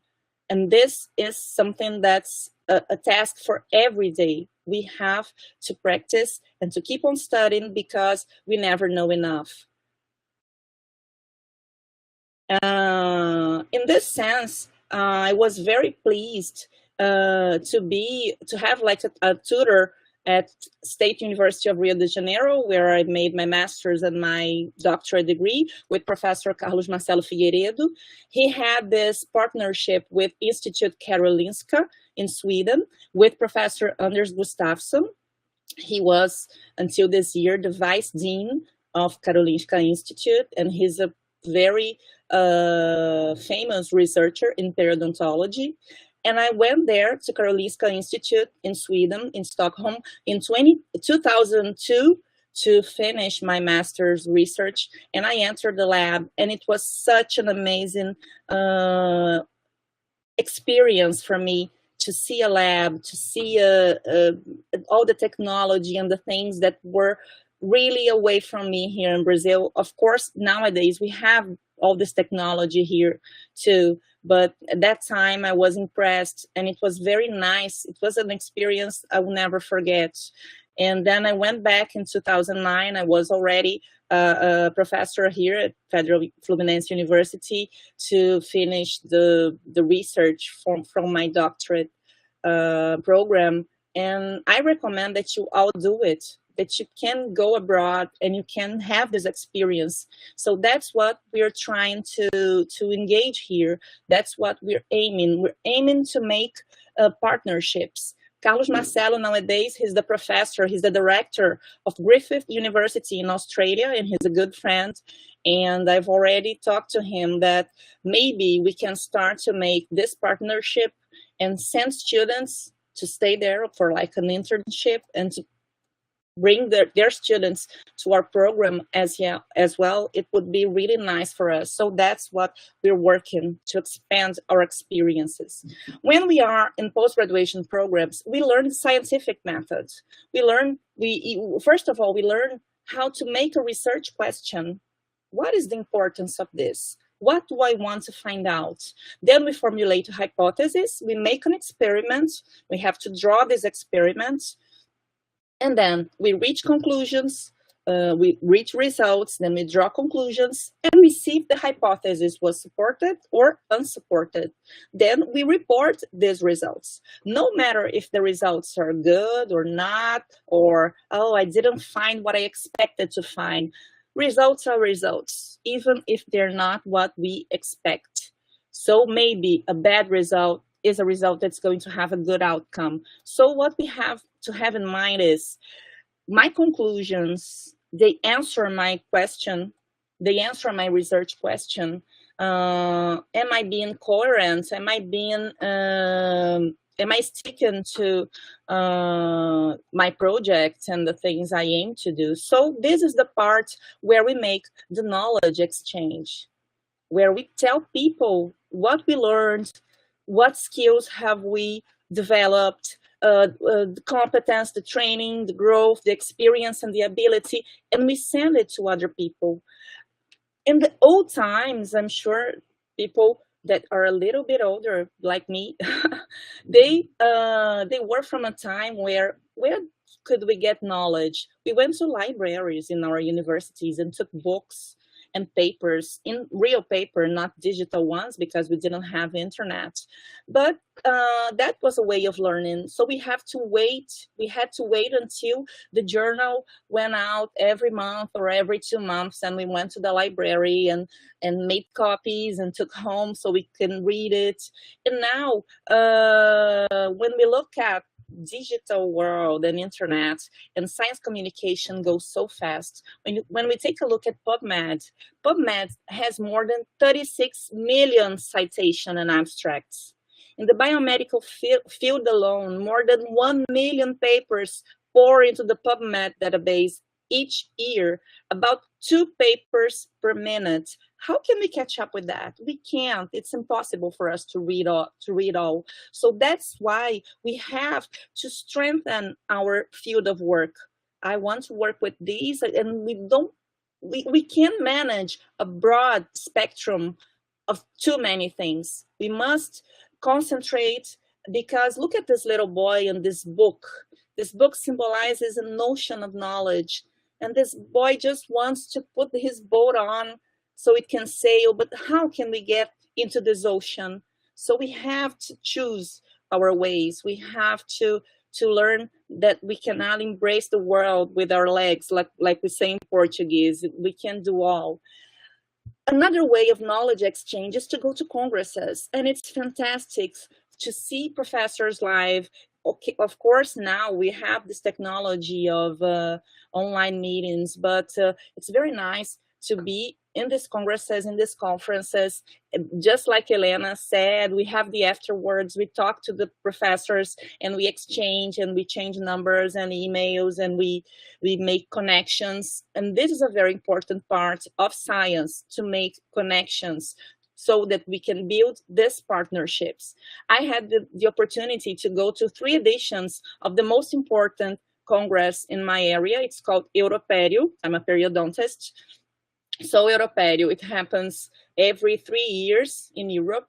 So I went in Stockholm in 2009, in Vienna, Austria in 2012, and in London 2015, and always presenting posters and making oral presentations about the research. And it's a fantastic experience. Once in Europério, I think it was in London, I was in a theater with 3,000 people, 3,000 periodontists and implantologists, and I sat in the front row and I watched Professor Jan Linde. And for the dentists here, you know that Linde is the main textbook of periodontology, and I had the pleasure to see Professor Linde speaking and to see most scientists and professors that we read in journals, that we read the papers, that we study. I had the pleasure to see them in person and to see that they're real. They're not some spirit or something from another world. They're real. They're just like you and me, and we can reach this stage. We can be there too. We can be out there disseminating science. So the scientific meetings are international and national, and you all students should go once a year to the SBPQO. It's the Congress of the Brazilian Society of Dental Research. It's a mandatory thing. You don't have, I see if I can go there. No, you have to go. It's every September in São Paulo. You send an abstract until April, and we present something, your work or your project or anything like that. Talk to your advisors, talk to your professors. So it's important to be there. And it's important as well to exchange knowledge in the internet, what we're doing here in Google Meet and Teams. We have social media, but social media, it's more like an informal thing. It's like most like information to the major public, to what we call lay public. It's not a specific audience. You're not communicating science on Instagram, Facebook, TikTok. We can do that, but not that much. We should continue to use formal meetings, or I prefer, obviously, presential meetings. I'm finishing. So we have to enhance our communication skills. We have verbal, non-verbal communication. We have to speak and listen.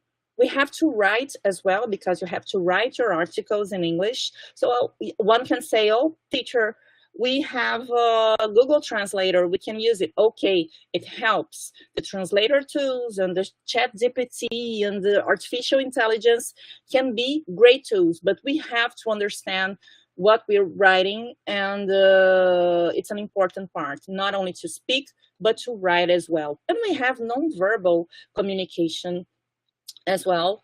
We have facial expression, gestures, body language, proximity, touch, personal appearance, and silence. Yeah, we make every now and then thinking pauses when we're making a speech, so we can feel our audience, so we can sense, are my students paying attention to me?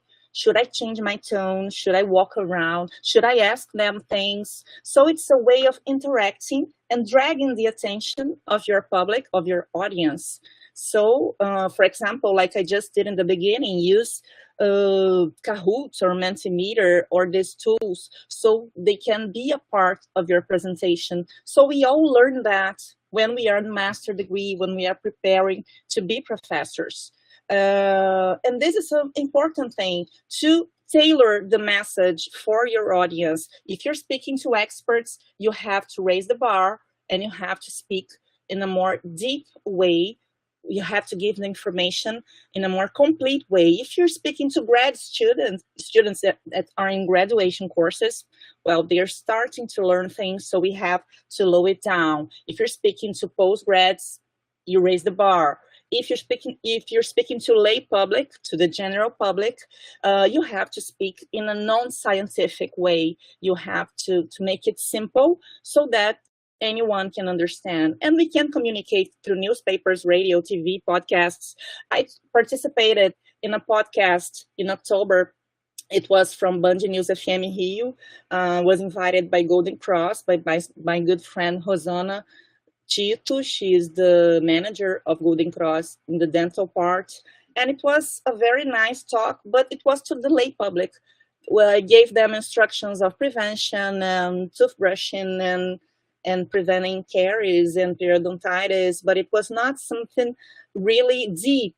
But it was a science communication. I was aiming to reach society, to reach the radio public. And we have now in our institute, it's an achievement of Professor Fernanda Calazans and the post-graduation program.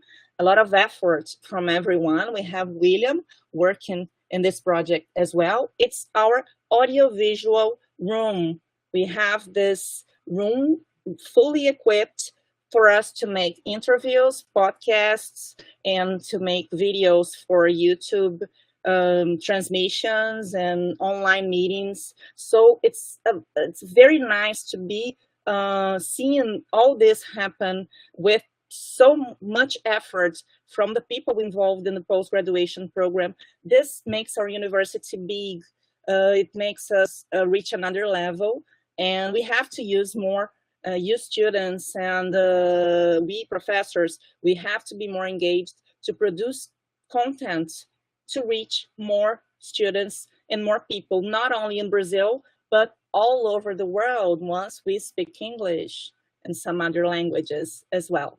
So you learn that. I'm not going to go very deep because it's going to take long, but when you communicate your research, you have to check your level of evidence. And in health science, we can trust the most systematic reviews, meta-analysis, and randomized control trials. So when you're going to make a study design, you have to see what the impact of this study is. So I'm going to make a case series or a case report.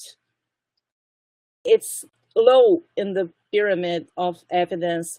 That does not mean that you should not do it. You can, but probably you're not going to publish it in a high impact journal, and we have to check for it.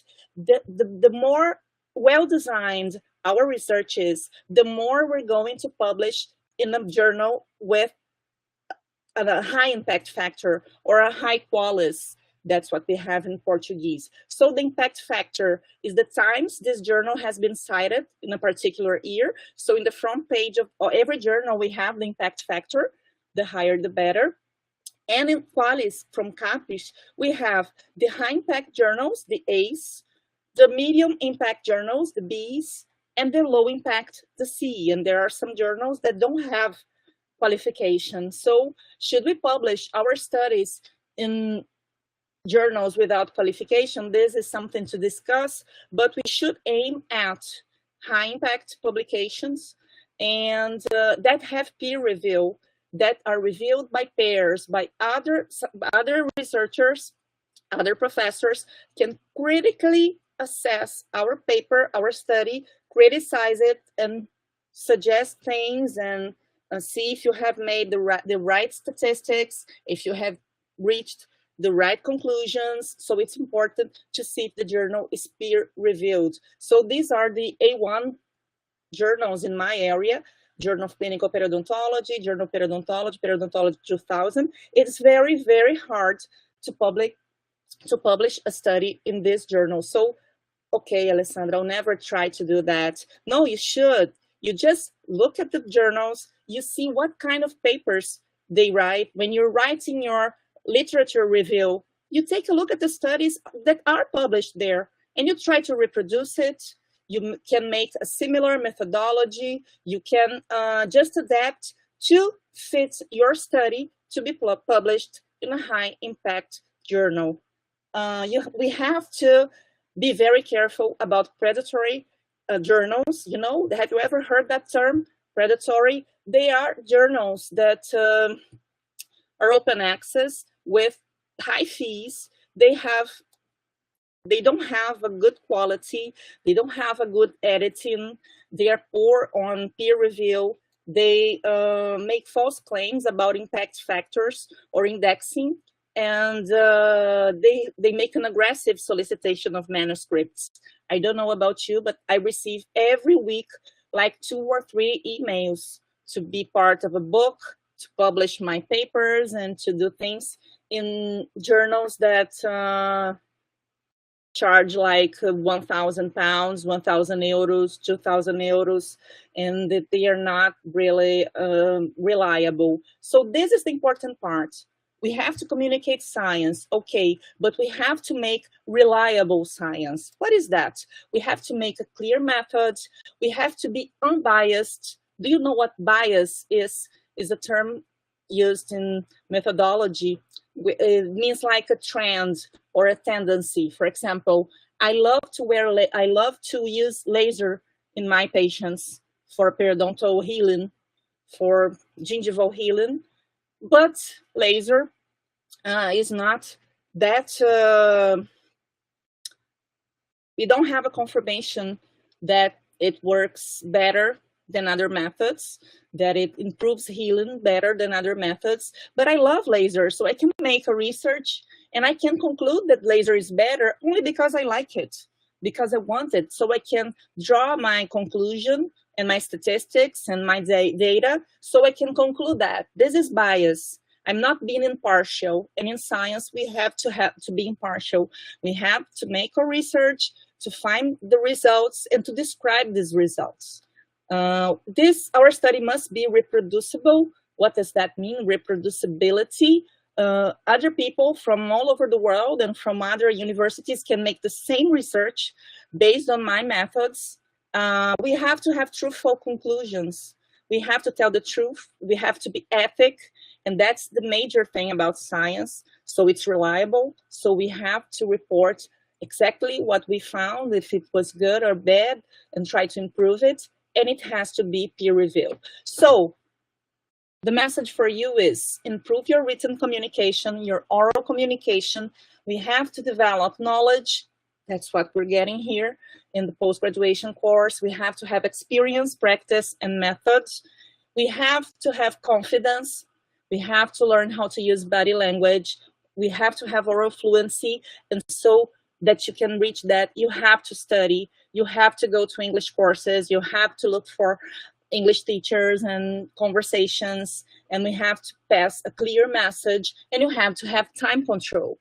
I'm very pleased to be the host of this session this year in our post-graduation programs. It's a discipline called Seminars on Scientific Communication. It's our first discipline in English in Nova Friburgo.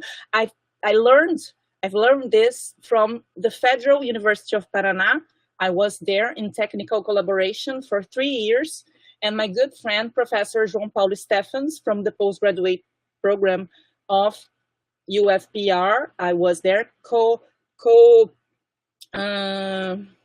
tutoring two master students, helping with the research. And I stayed with him for 2 semesters in this discipline. And I've learned a lot, and I brought this idea to the post-graduation program. We're going to be together for a week. It's like an immersion in English. Students, be prepared. We enter the class and we say good morning and we start to speak English. And you don't have to be shy, and you don't have to try to, oh, I don't speak the perfect English. That does not matter. The important thing is to communicate, is to make your message clear, is to speak slow and to memorize your text. You just have to think that when we make a presentation, we're like actors or actresses. We rehearse, we practice, and we have our text in our minds, and we have the time to speak, and we make the communication flow. So it's going to happen the first class. I invite other professors, if you want to be part of it, to be with us from December 11th to 14th in Nova Friburgo. It's presential, you have to be there. And we learn about writing abstracts, posters, and communicating in body language in English. So it's going to be very nice. So we have some take-home messages for you. Improve your language skills. It's never too late to learn English or Spanish or French or whatever you like. Improve communication practice. Study, question, find answers, and share. Never stop to look for your answers. And this is a quote from Einstein to end. All of science is nothing more than the refinement of everyday thinking. Every day we have something to think about when we talk about science. These are my contacts, my Instagram, my Facebook, my blog, my email. I'm there at the Federal Fluminense University in the post-graduation program. And I'd like to thank you all for the opportunity. I hope I didn't talk too much. I think I did, but actually I'm very pleased to be here. I hope you enjoyed. If you have questions, I'm here.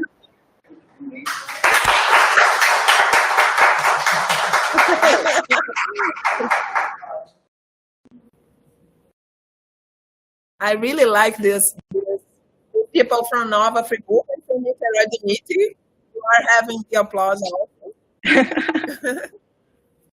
Thank you, Alessandra. Thank you a lot for this opportunity. It was really good, the thing that you decided, because you know that we are, how can I say, I know that's too strong, but sometimes we are the victim of the system of publishing, you know. And the problem is how we can be, you know, knowing everything about our research with so many papers that are being published, with just a little bit of the research, you know. In my time, you have a lot of images, figures, results, data, and huge discuss. But now we have to take this and divide in several articles, or our student cannot do the selection for a professor. In the last one, I think that was the last one in my department, it was 280 people there. Yeah, try to get one spot for a professor in molecular and cell biology. Yeah. I call them the almost 300. Yeah, fun. Because it's too many people for you to, you know, compare. And, you know, I don't think that it was the best that was selected, because you know that there are a lot of people that it was really good. Yeah. And what you decide to discuss is to make them at least know what's about. Yeah. What you have to choose things. Yeah. Everybody here in the chat is saying very good, very nice talk. I didn't say that to Reinaldo, but we have this explanation too, okay? So somebody has a question in Nova Friburgo or in the meeting? People from Nova Friburgo, please talk to us. Yeah. Students are shy. Somebody wants to talk? They are shy. Oh, no one here in the chat. Yeah. Can you hear Alessandra? No. What?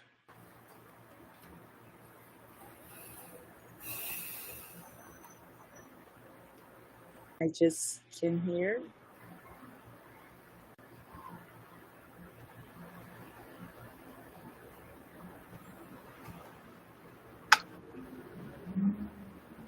We can move on. I don't think we have questions. Yeah. I don't know.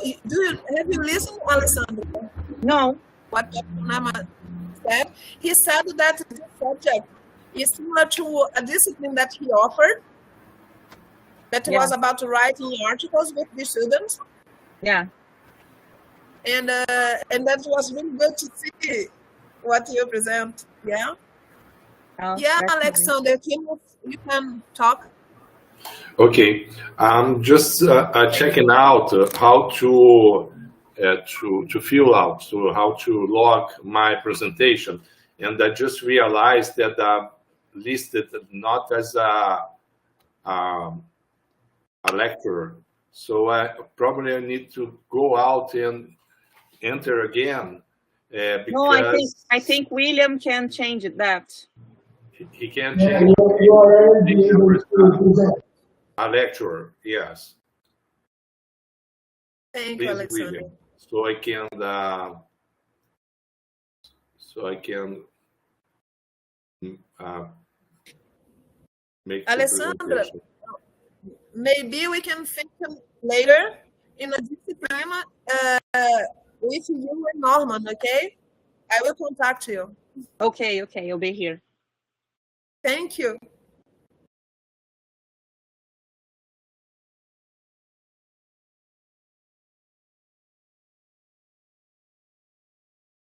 Professor Alexander, did you find where you can share your presentation?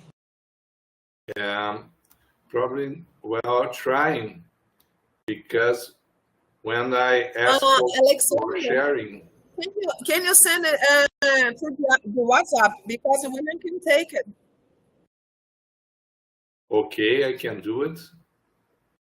Yeah, you can send it in our WhatsApp. And William, please try to get it. Okay, let me see how I do that. Well, I'm trying to share the presentation.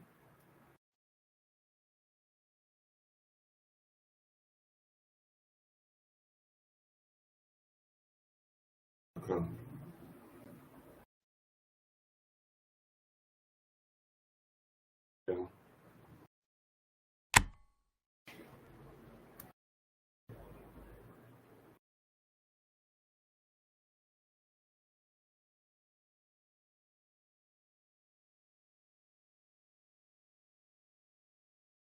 Okay, so I send it to you, the presentation. Okay, William?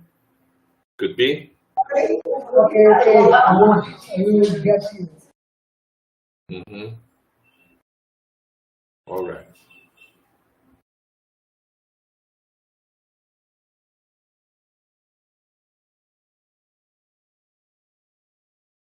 Just a minute.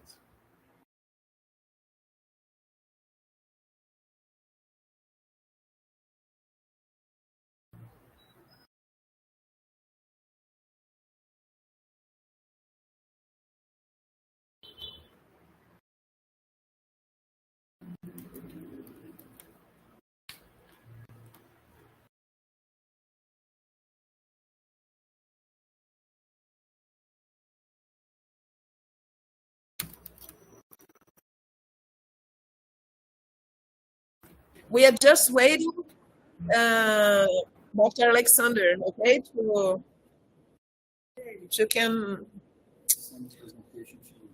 share the presentation.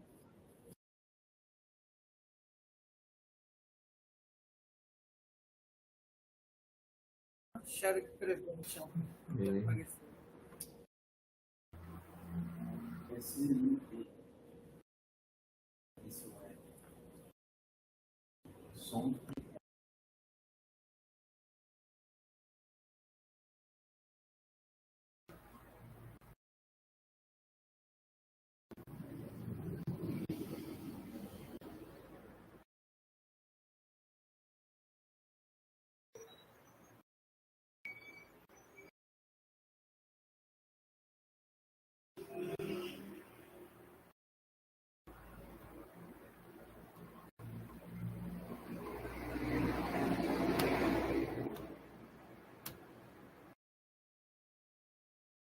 Okay, Elena, just send to you email, and I'm trying to reach out my own email in order to send it through the WhatsApp as well.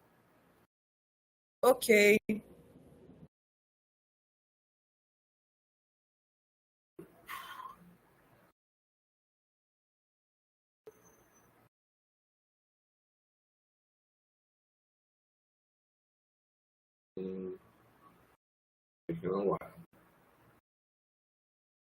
Well, Elena, if somebody wants to talk anything more to Alessandra, just keep on going.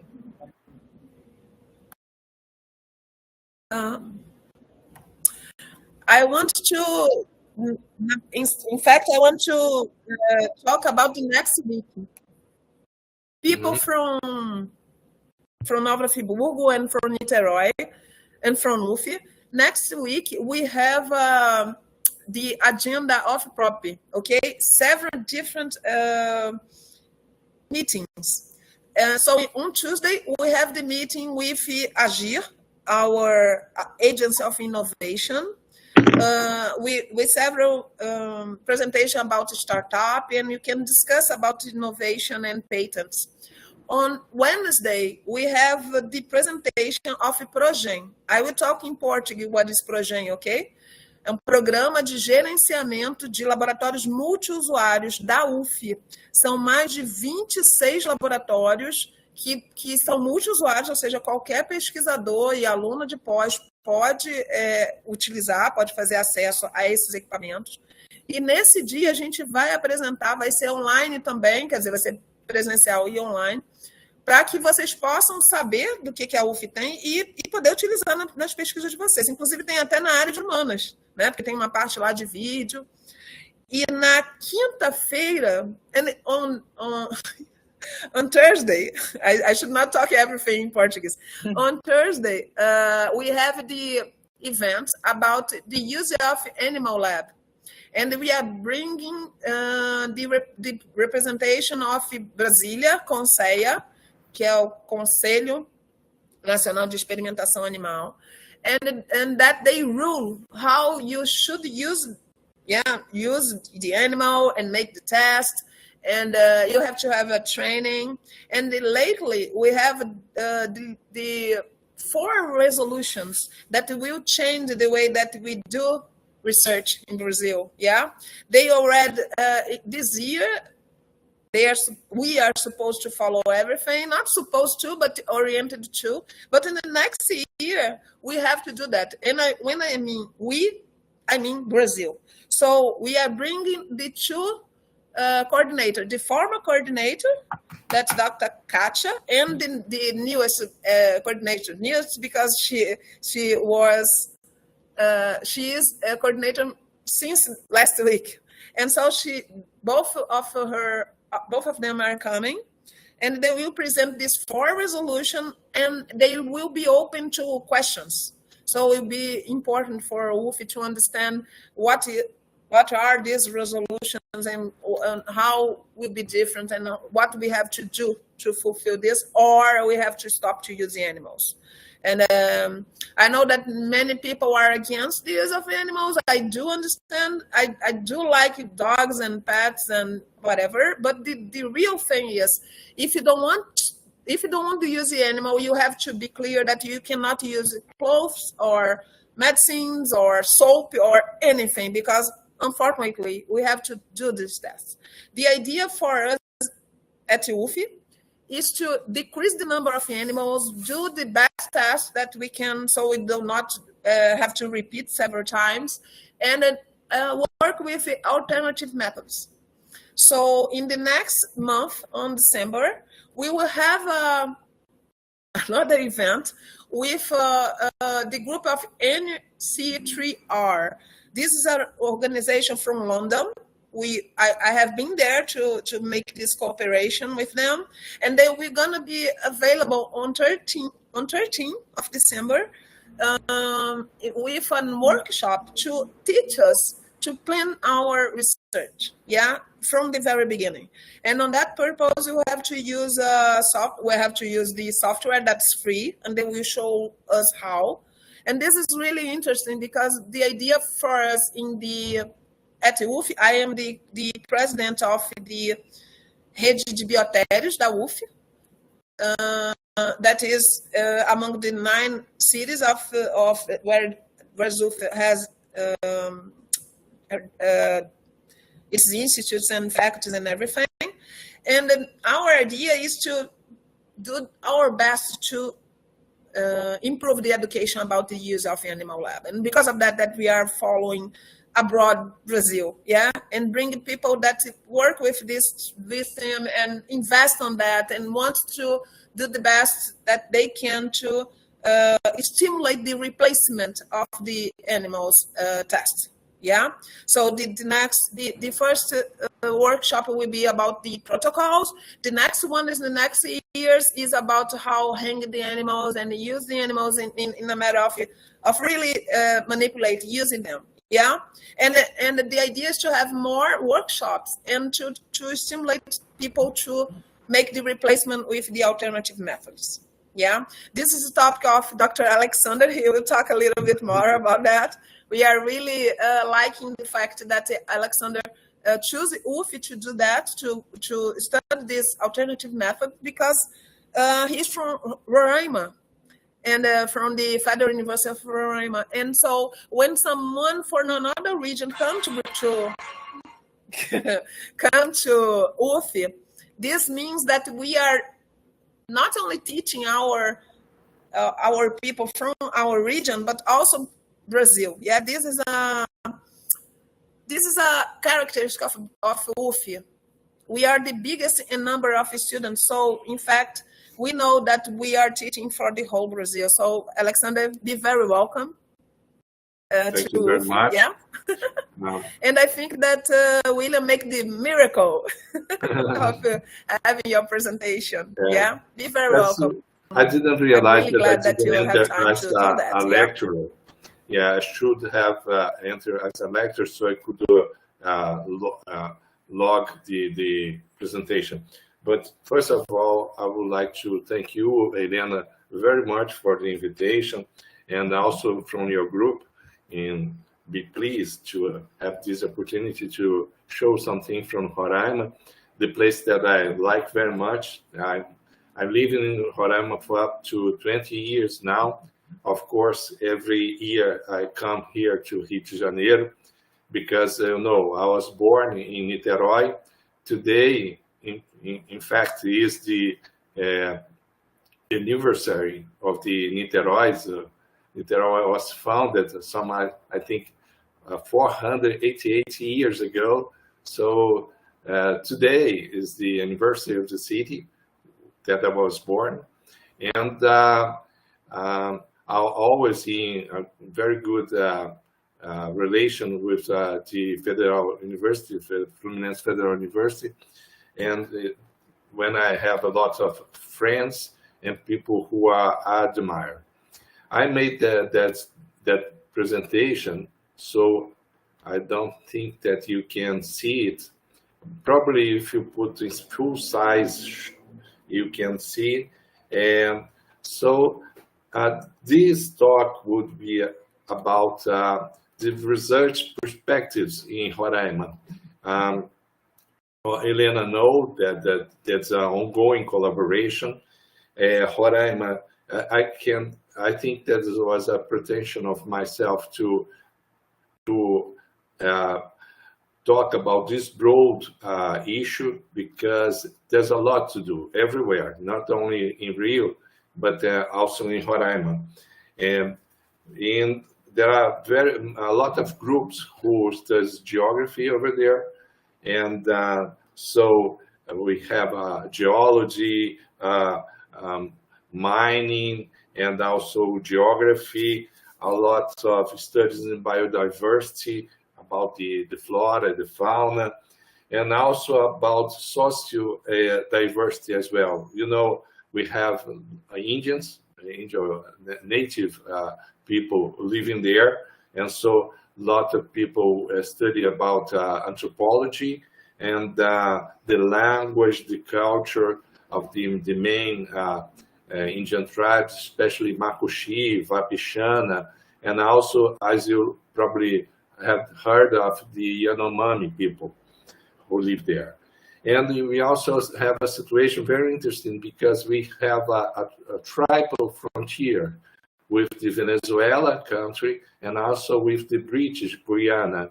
And so it's very interesting about the migrations. We have international migration and national migration as well. People who come from Rio de Janeiro, São Paulo, from the south, and immigrate to north, searching for jobs, especially the public jobs, and people qualified is very required in the medical area, nurses, the teachers, lawyers.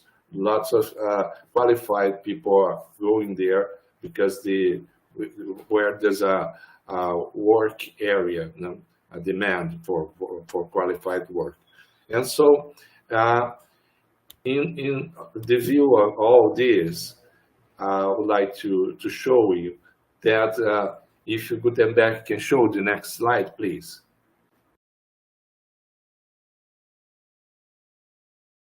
So I was talking about Roraima. Roraima is in the north region of Brazil, and there we have mainly the Amazon region. Roraima is not the Amazon only, because we have a transition area that goes up to the Guiana's highest, the mountains slopes, where we have the Mount Roraima, that's very famous. But anyway, most of the state in the south region, we have these Amazon forests. And so the Amazon is very important because we have this basin, hydrographic basin, with a lot of diverse flora, fauna, and climates. The climate is very different from there. And we have some characteristics as migration, the mining activities, the international frontiers, as I said, and access obstacles. There are places with mountains we can reach only by plane. Indian tribes can be reached out only by plane. And we have huge distances. And also, one of the ways to reach out there is going by rivers, because we don't have roads to everywhere. And we have some of the common problems of developed places, like increased urban concentration, especially in risky areas, in areas who are flooded, who have some kind of health problems in people living there. And we also have tourism that make, especially these ecological track and field tourism. And people go there and sometimes get disease, as malaria, for instance. And the next slide, please. So only to make some examples of research that could be done in Roraima. Well, we have these viruses, the arthropod-borne viruses that are vectored by the mosquitoes or by other invertebrates, I don't know, as ticks, for instance. And so dengue fever is one of these examples. In fact, there are some groups who are trying vaccines in this last trial of dengue vaccines. Some samples are doing in the Roraima population in Boa Vista, because there's a very interesting story who studies hemorrhagic fevers and viruses. Note that the dengue fever, the dengue virus, came through Roraima from Central America. And so, like many others interesting viruses like Zika, chikungunya, Maiaro, Mucambo, Sabiá, are fields of research. In fact, of studying epidemiology, studying vaccines, and also to be very vigilant about the spread of some endemic disease that are harbored in the Amazon forest and can spread out through the country. And the next slide, please. So there's a Portuguese part here, but I will translate. So there are kind of control problems of this disease, especially that all the control actions, they were not very straightforward. They do not work well. So we have the mosquitoes, you have the mosquitoes everywhere, the Aedes aegypti, and then transmit not only dengue, but Zika, Maiaro, Mucambo, and chikungunya. And you know about the Zika problems with microcephalias. We have these children with very small, with developmental problems. With the Zika has these collateral effects. There's the macrocephalia. The children, they suffer from this disease when they did not develop the cranial perimeter properly. And so dengue fever is one of the areas you can research because it's endemic, and as is endemic in other Brazilian areas as well. The next, please. As you can see in the map, most of Brazil is endemic, and other areas, tropical areas, are endemic for hemorrhagic fevers. And we'll talk about other fevers as well. Next, please. Yeah, what especially is very attractive about researching hemorrhagic fever, especially dengue viruses in Roraima, is that it is one of the states where it had spread out a lot more number of cases. And in Roraima, we had all the 4 serotypes of the dengue viruses. For instance, in Rio de Janeiro, we have the 1, 2, but in Roraima, we have 1, 2, 3, and 4 that only happen in Roraima. And so that's very important in studying the disease and how this could carry the hemorrhagic fever of dengue, the most severe form of dengue. So it is one of the fields of research that I think that is very important over there. The next slide, please. Well, there's Aedes aegypti, the vector of all this disease. This name Aedes comes from Hades, the god of the inferno, of the depths of the. So Hades is a mythological character of the Greek mythology that says, and he is from the hell. So he is a hellish mosquitoes that transmit the hell of the Egypt, that is translate the name of the Aedes aegypti. So to see how the importance of this vector. The next, please.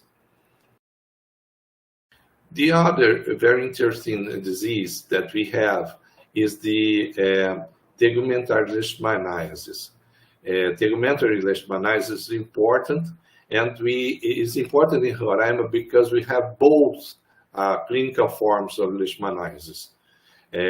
We have the one that reaches the skins and the mucosa, and the other to go to the visceral forms that go to spleen, to the liver, other organs, internal organs, and that is very important in children.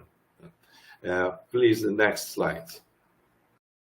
So leishmaniasis is a zoonosis, and the importance of leishmaniasis is the second most important disease transmitted by the protozoa, because we have amoebiasis, other protozoa, but The first of all is malaria that is transmitted by Plasmodium, as you say. You know that malaria is very important in our region, and there's a potential to spread out to other regions as well.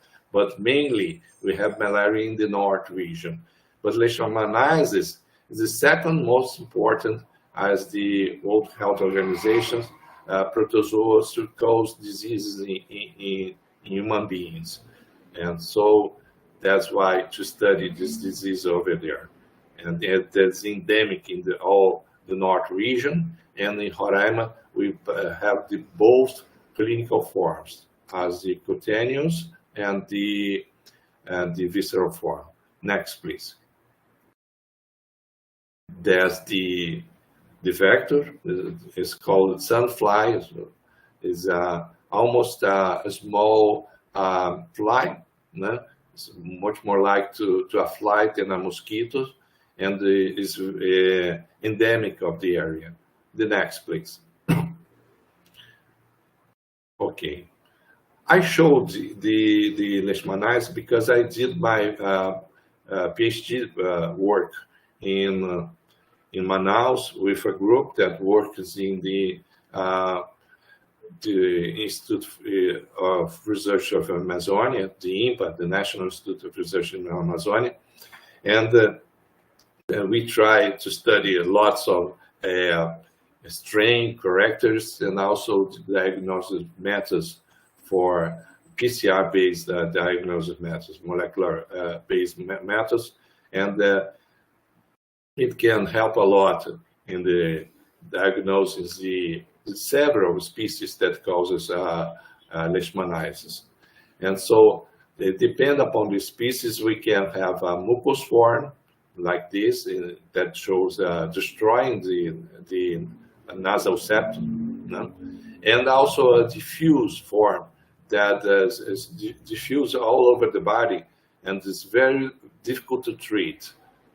Sometimes you cannot treat because it demands a lot of, it's almost poisoning, the amount of glucanthine, the medicines that should be used. The next, please. Well, there's visceral leishmaniasis. The next. Visceral leishmaniasis is very interesting because it's developing another part of the disease. Instead of only happening in rural areas, is spreading to urban surroundings nearby the cities, because the reservoir is the dog.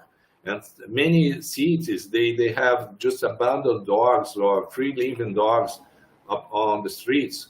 And the vector that I showed, the sandfly, can become infected in the dogs, the urban dogs.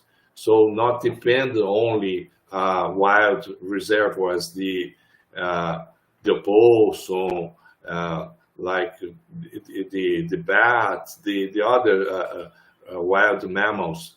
So we can bring the disease for nearby cities. And one of the things that is happening in some areas in northeast region and also in central region, like Mato Grosso, Goiás, is developed this new pattern of the visceral leishmaniasis. The next, please.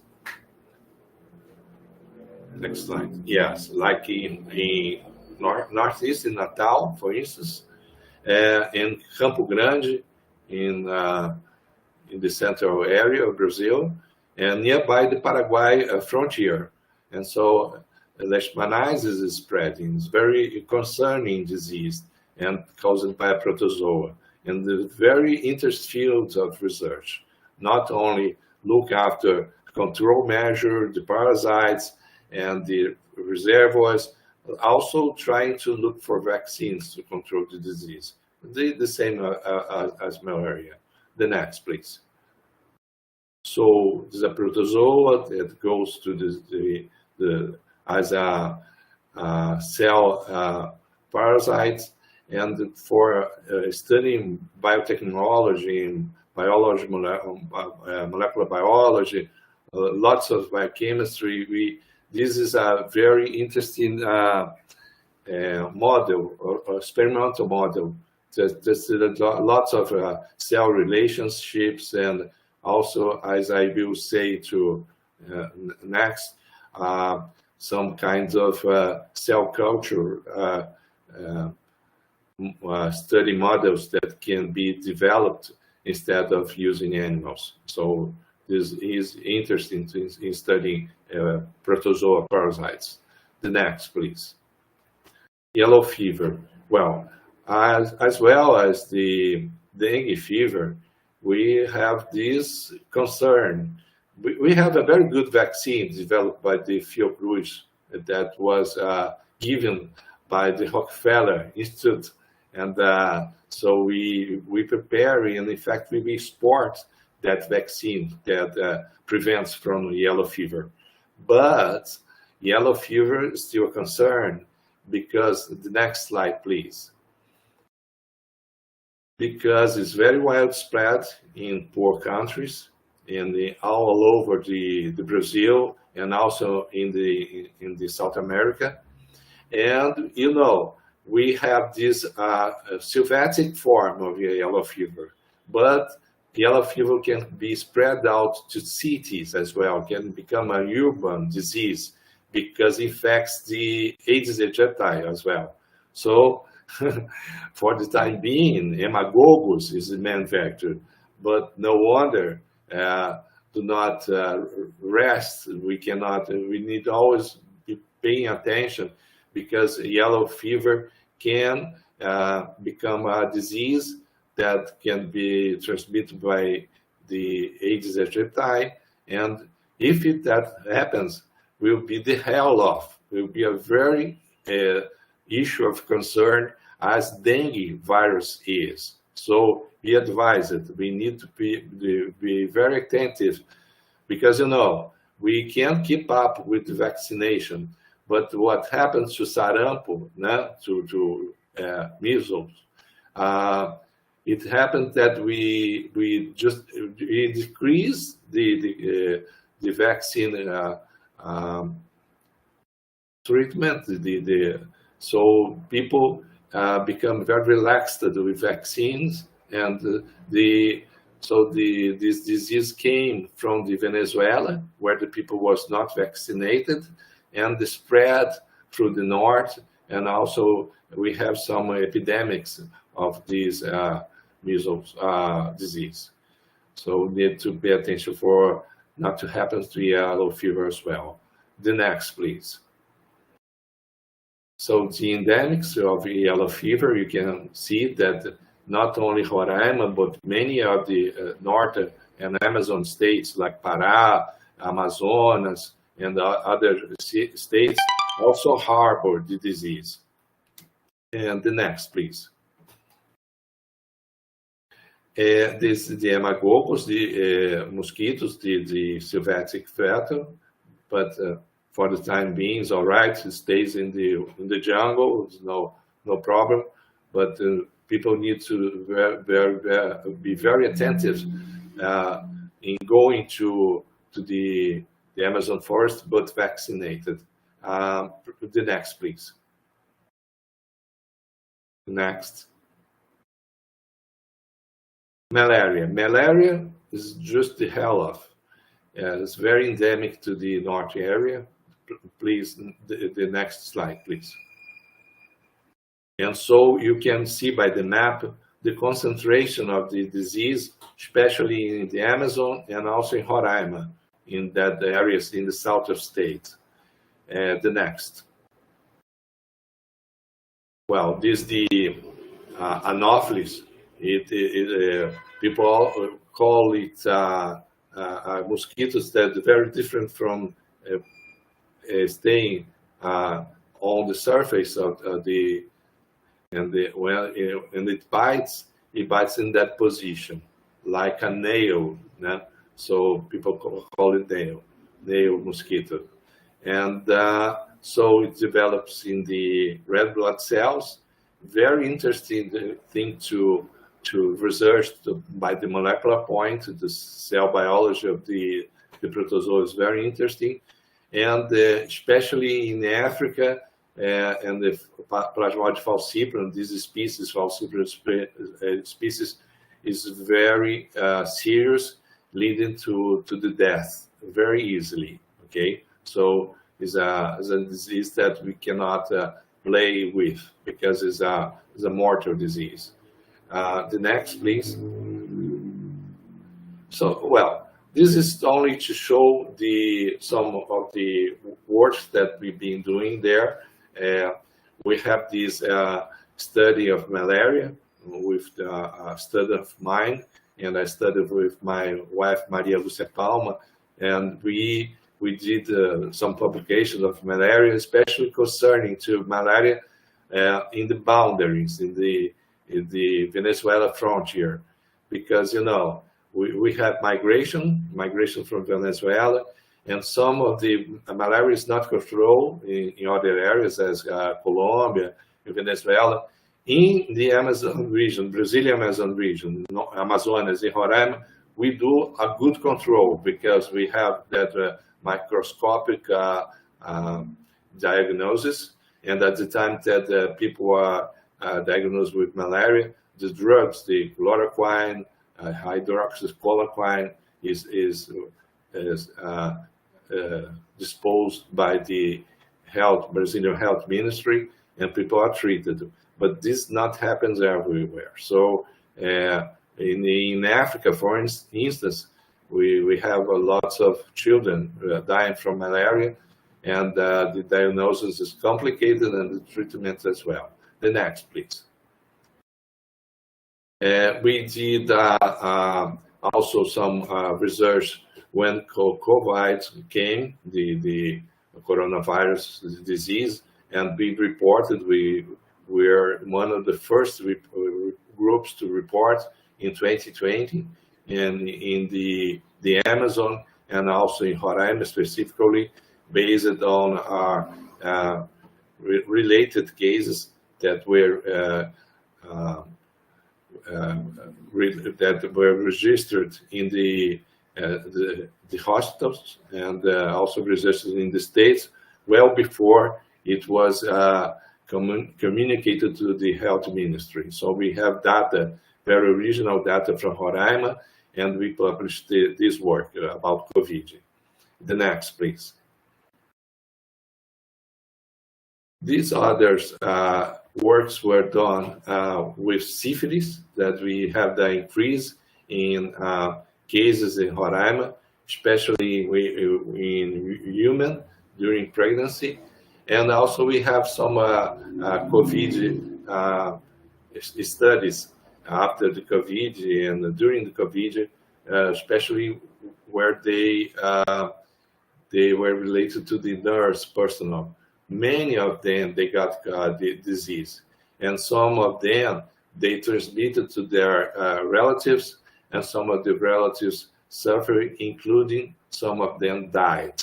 And so there's a kind of working problem, and the management of the work conditions is very important to this personnel. The next, please. We've done some works in the Venezuela migrations, especially to syphilis as well, and working with collaboration with the hospital, the pediatric hospital. The next. And the latest news is we are doing some studies with snakes accidents, snakes bites, and because it had increased a lot, especially in Indian population, and because of these mining activities, you know, Roraima have some gold mining, and that's what developed the state.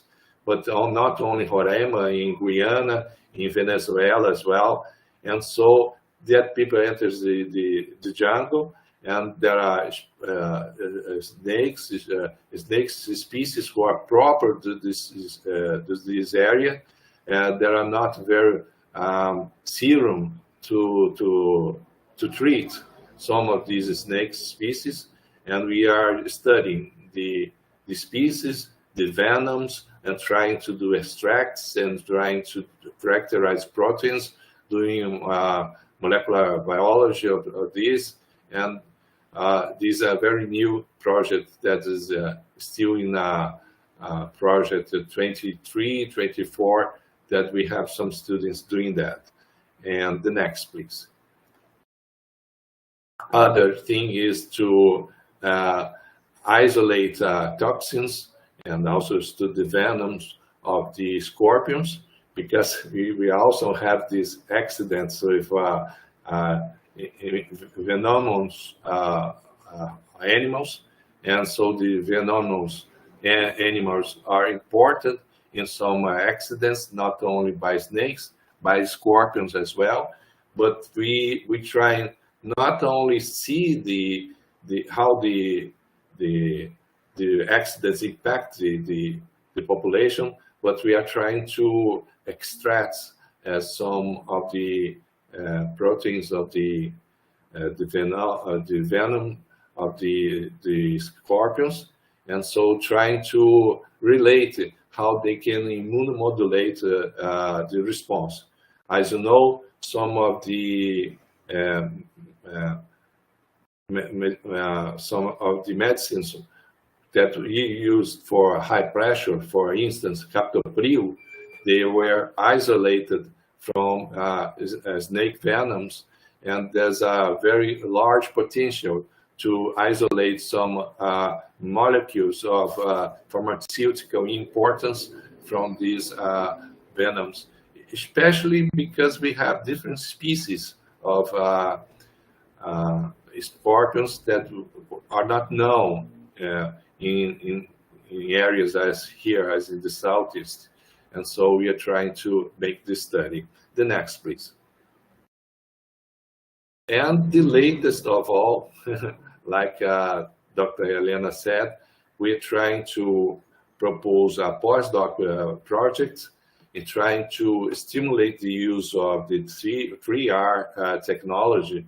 As you know, that is the replacement and the recycle, the use of alternative methods to the use to the animals in research. So we are trying to study these alternative methods and trying to spread out the use of these technologies, not only to Roraima, but to other universities in the Brazilian Amazon, in the north region of Brazil, in less developed universities, and trying to see if we adopt this technology to their uses, to their reality. Okay, the next, please. Well, this is a snake bite. We have these snakes that this is a jiboia. It's not venomous. Jiboia is a constrictor. It's not a venomous snake. But we deal with the snakes. We do courses. We try to make people know about the importance of these accidents. And the next, please. And these are the people who I work with. Né? Hopefully, we'll work with the one that are in the bottom of this slide, Marcelo and Dr. Helena. And thank you very much for giving me the opportunity of showing this.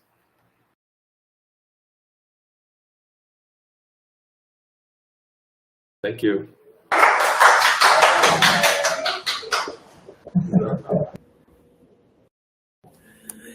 Thank you, Alexander. It was a pleasure to hear from you, and we are waiting for you. Yeah, next year we already have the project, and we will interact with the people from London about the alternative methods. And people asked about this on the chat, and I said that we will tell everybody, yeah, about this event that will help you also to organize on 13 December. Yeah. Mm-hmm. So let me see if you have any Any questions in the chat? Any question, people?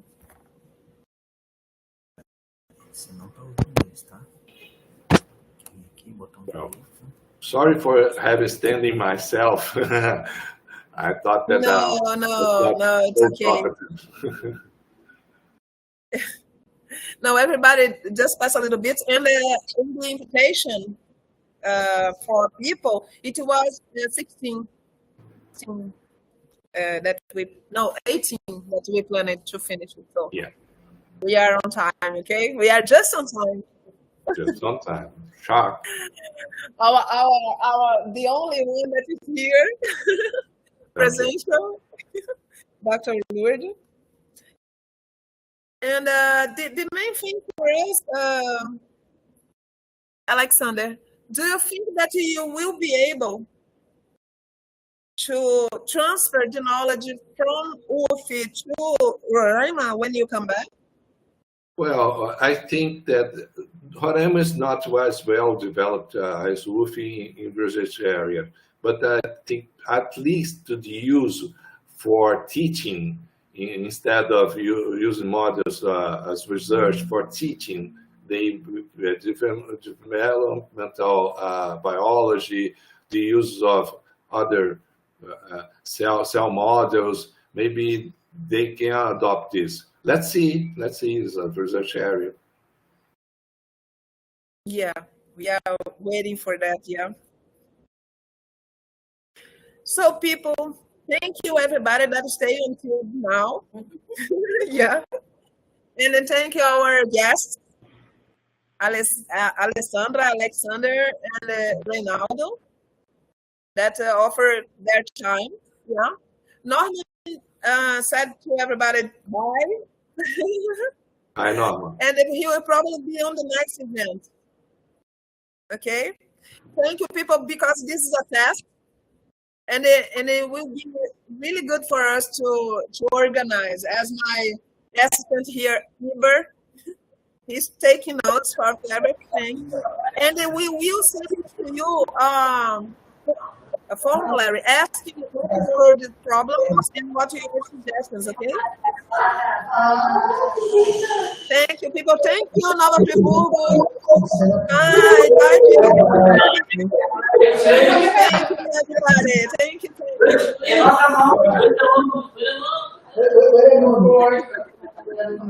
Bye. Thank you, Alana. Hi guys, I just would like to say it was a really pleasure to be here at this meeting and was really grateful for us. And I just want to say thank you. Thank you.